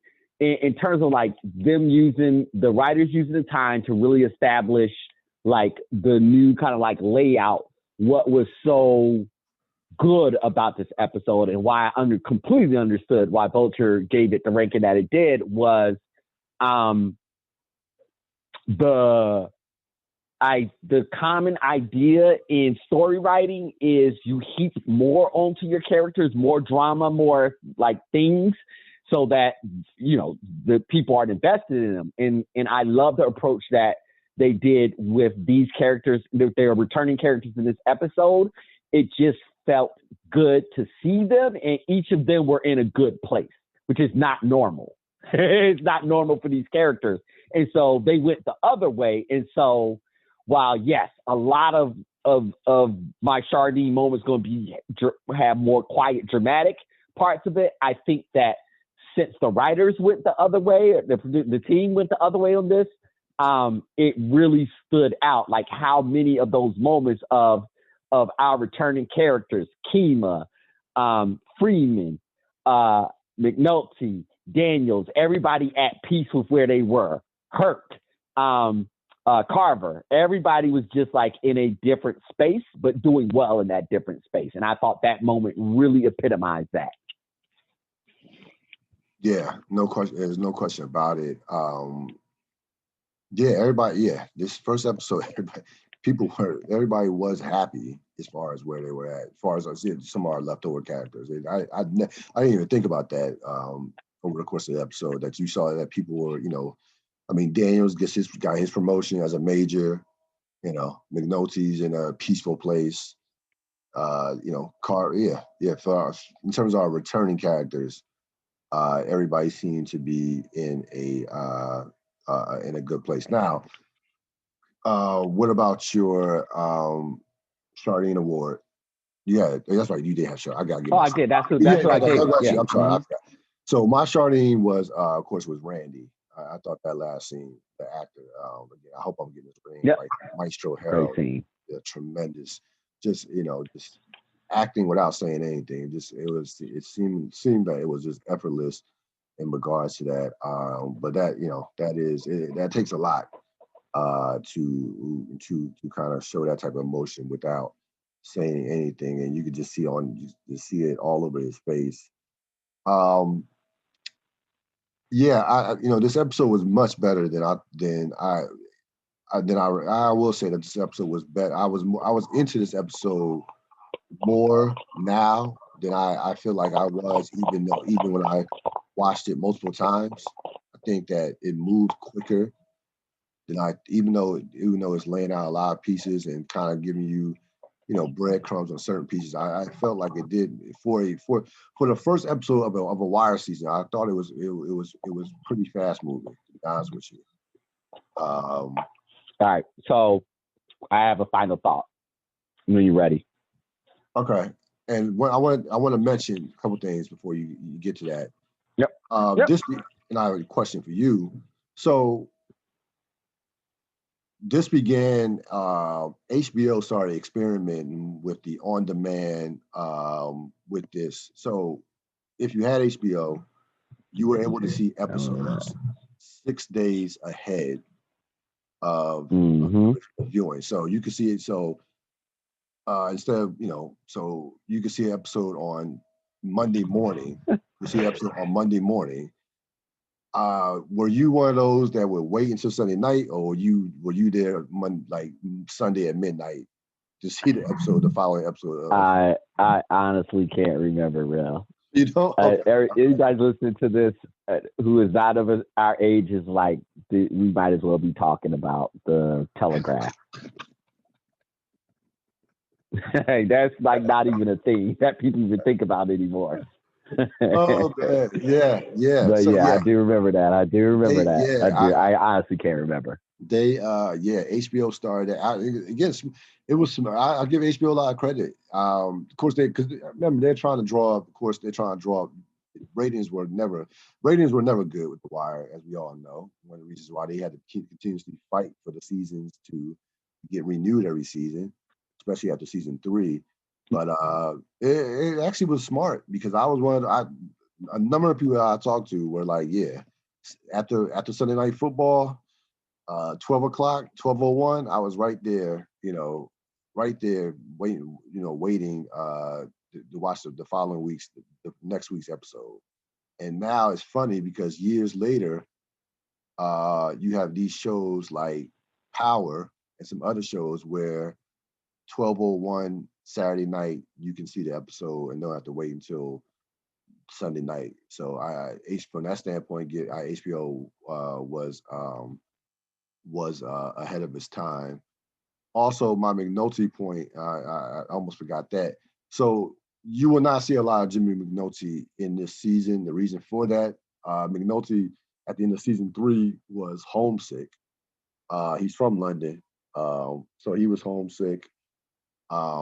And also his career was starting to take off. He was in some movies, The Forgotten. So there was some other movies that came out during that time period where his movie career was starting to take off. And also, more importantly, he, along with David Simon and the other writers, agreed with him in terms of thinking that the season would be better off if like they were starting to think that his character was becoming redundant. So he thought that, and David Simon thought that as well. So they now I think it turned out to be a blessing in the sky, because if he says that, hey, I'm all in, and from that standpoint, I think you definitely would have saw more of him. So I think that it worked out perfectly to the fact that he thought that he was homesick, and they were able to focus on other aspects of the show from that standpoint. So just some information from that standpoint of why you would not see a lot of Jimmy McNulty over the course of the season. All right, what were your thoughts? Okay, I need to respond to that. I know that's how I know that's how that's being sold, or how that was being sold at the time. Okay. It's a spin job. Which is why we were doing a really good job of peppering stuff in about McNulty as it was going on. So that's total BS. That's why we've been having these conversations about the McNulty character and how it's been developing. They ain't have anything to do with him being homesick. Why his character? Get out of here. Oh, so you don't think you think it was more about them than it was about him wanting No, we've been talking about it. We've been talking about his character and the arc of the show and how the show is going. It's not about his character. Like he was very much the main figure in season 1, but as the show developed, we've been pointing this out, and then this one is just this season is radically different. And once I get to my final statement on it, I'll elaborate why. But no, nah. I mean, I could be super real on this comment as well. I mean, like, because it's 2020, we can just name what it is. It's appeasing a white man. That's what that is. What that is right there. Because this show was pitched to what's the actor's name? When it was pitched to him, when he was not pitched to him. I mean, he didn't have that clout. But when he was, anyways, none of that matters. Point being, that's total BS. Yeah, I mean, I could see that. No, it's no seeing it. It is total BS. It is absolute BS. It is the reality of the situation. That's what they were saying at the time, publicity-wise. Right. Absolutely, but it's the reality of the situation, and because we know how this thing played out, so we know that's BS. Yes, we know it's BS. Season 4 was a radically different. I did have to mention that the fact that I agree with you from that standpoint. This is just the direction that the show was going in from a writing standpoint, and so, but I did have to mention those pieces for the audience in terms of like he was starting to get other movie roles during that time period as well, but that's why we've been peppering in our conversations about the McNulty character and where it's been shifting and where it's been changing to show that this wasn't just a sudden shift. Right. Like they were transitioning his character, and that's been in the work for years. We do think this is what they're talking out of both sides of their mouth, right? We know this show is a long-term planning show. Right. So the shifts in the McNulty character were coming way before all of this. You started this episode off saying that, hey, we knew season 4 was they had a plan and season 4 was delayed. So, no. They knew what was coming. Yeah. And they had been shifting his character for seasons. Yeah, no, exactly. I mean, listen, they knew that they were. It's just that was okay in that day and time. In 2020, they wouldn't even say, they wouldn't fix their mouths to say something like that. No. Because in certain circles, I'll say the days of just appeasing privilege is not looked at kindly, and that's what that was doing. That's what that statement was about at that time. Right. Was about appeasing privilege. Yeah. All right. What you want to get to? Oh, season, like I said, season 3 was their transition into being the perfect television show. The reason why season 4 is perfect. I mean, and I'm just going to say it right now. It's perfect in every single way. It's perfect. And so the reason why is their shift into committing to making this a television show and not just a procedural, not just talking about how things happen. In the way that you know it, and the reason why I said Karketi is kind of like a guide of the show is because of the amount of language they give the really good they give people who know what they're doing and have been trained for this for years versus the newbies to it, to give that authenticity. And you can really see it develop in the season. And we also know how a lot of these people's careers played out on the other end of this. And you can see a lot of those choices were well earned within this season versus, what they've gone on to do. And they knew that was a part of, that's why I said this season so radically different, was because they were bringing in a lot of people that were not trained actors to add to that authenticity. But that also meant the ones that were the trained actors were going to have to do significant heavy lifting in this season.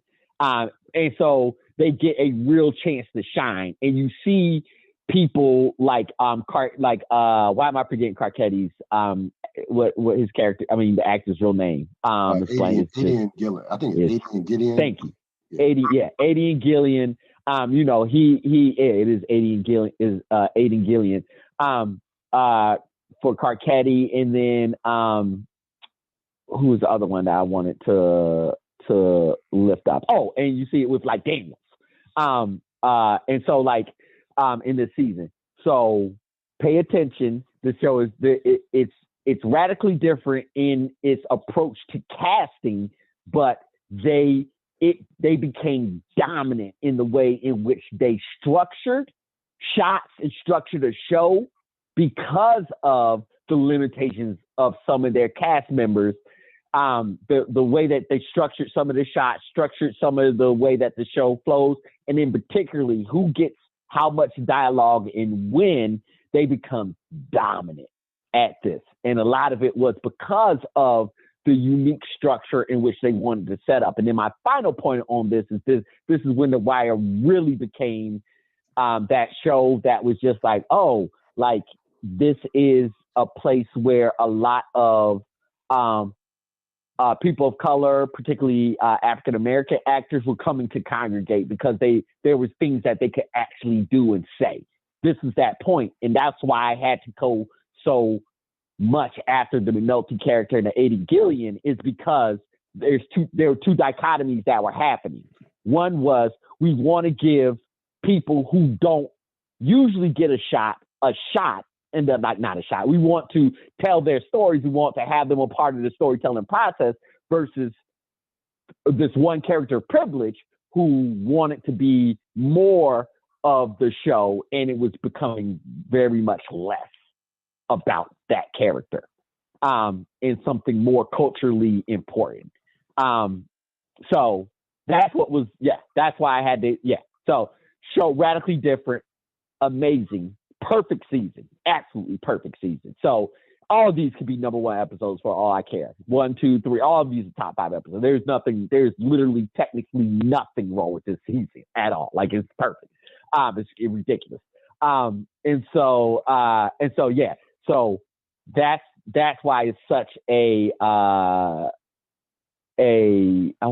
revolutionary is not the word I want to use. Radical. That's why this season is so radically different than others. Yeah, no, they took some major risk. Like I said at the top of the podcast, they took some. It was a major risk shifting away from, maybe not in their eyes, but from an audience standpoint, shifting from the Barksdales. Because here's what I remember about that time. Like, by this time, everybody was all on board on The Wire as a show. Right. And so the risk that you speak of, which 100% accurately, also in my mind, is about the subject matter. It had become a talking point because of the time in between third season and fourth season, and the analysis of the third season. Everybody loved the third season, of course. And so it became very popular that people started to identify the Wires as big themes. Like, this is when all of the talk about the Wire started to develop in the vacancy between season 3 and season 4. This is when all the conversation started about the intricacies of the show. And so people had caught on to the fact that there were these big bucket labels, which is why I always said season 3 was confusing to me, until I saw season 4. Then I got exactly what they were doing in season 3, which is why season 3 just being the political always bothered me, and season 4 being just education always bothered me. That's not how those 2 seasons were constructed at all. Just to be those 2 singular things. It's not how the show was constructed, but whatever. So anyways, so I say that to say, like, the big part of it was seeing how they would frame the entire season without the Barksdales in the drug game being the primary mover. They had taken those pieces off the board. How can they? How do they frame this season with those pieces being gone? Yeah. Yeah, we just said all this, right? And there were 2 missing pieces in this episode that we certainly will get to in future episodes that are going to be major factors. There was no Bunny Colvin and no Cuddy this episode. Those characters are coming without question. Those will be 2 major forces up in this season. So they had, again, this just shows you how many resources they had at their disposal as far as the quality of characters and storylines and what have you. That we just described this episode as being a great episode. Vulture ranked at number 2. No Bunny or no Bunny, no Cuddy. So definitely looking forward to covering the season. Like you said, I think this is the greatest season in the history of television. I stand by that. There's nothing in this episode that I saw that would make me move away from that. Did you ever flesh out the point about Marlo with all his territory? Oh, that's right. Yeah. I moved on for that. That's right. So it probably was that scene you were talking about. I was more thinking about Randy and everything like that. Yeah. The territory. The territory vacant houses. Why are there so many vacants? That's the point. Right. The reason that he can bury bodies in vacants is because there's so many damn vacants. Why are there so many damn vacants? Yes. It was a question. Yep. Yeah. So we'll definitely will be explored. That definitely will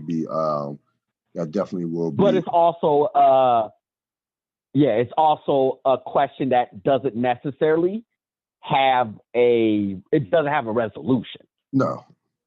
But it will be explored. But it does. I mean, again. But the answer is painful, as are all the answers that come out of the wire, because they're true. But it was explored a little bit in regards to it was a show of just how powerful he was and is right now. Remember, he mentions during that scene, which is the only scene that he's in, he says, why would I want to be stacking bodies when no one is warring with us? Yeah.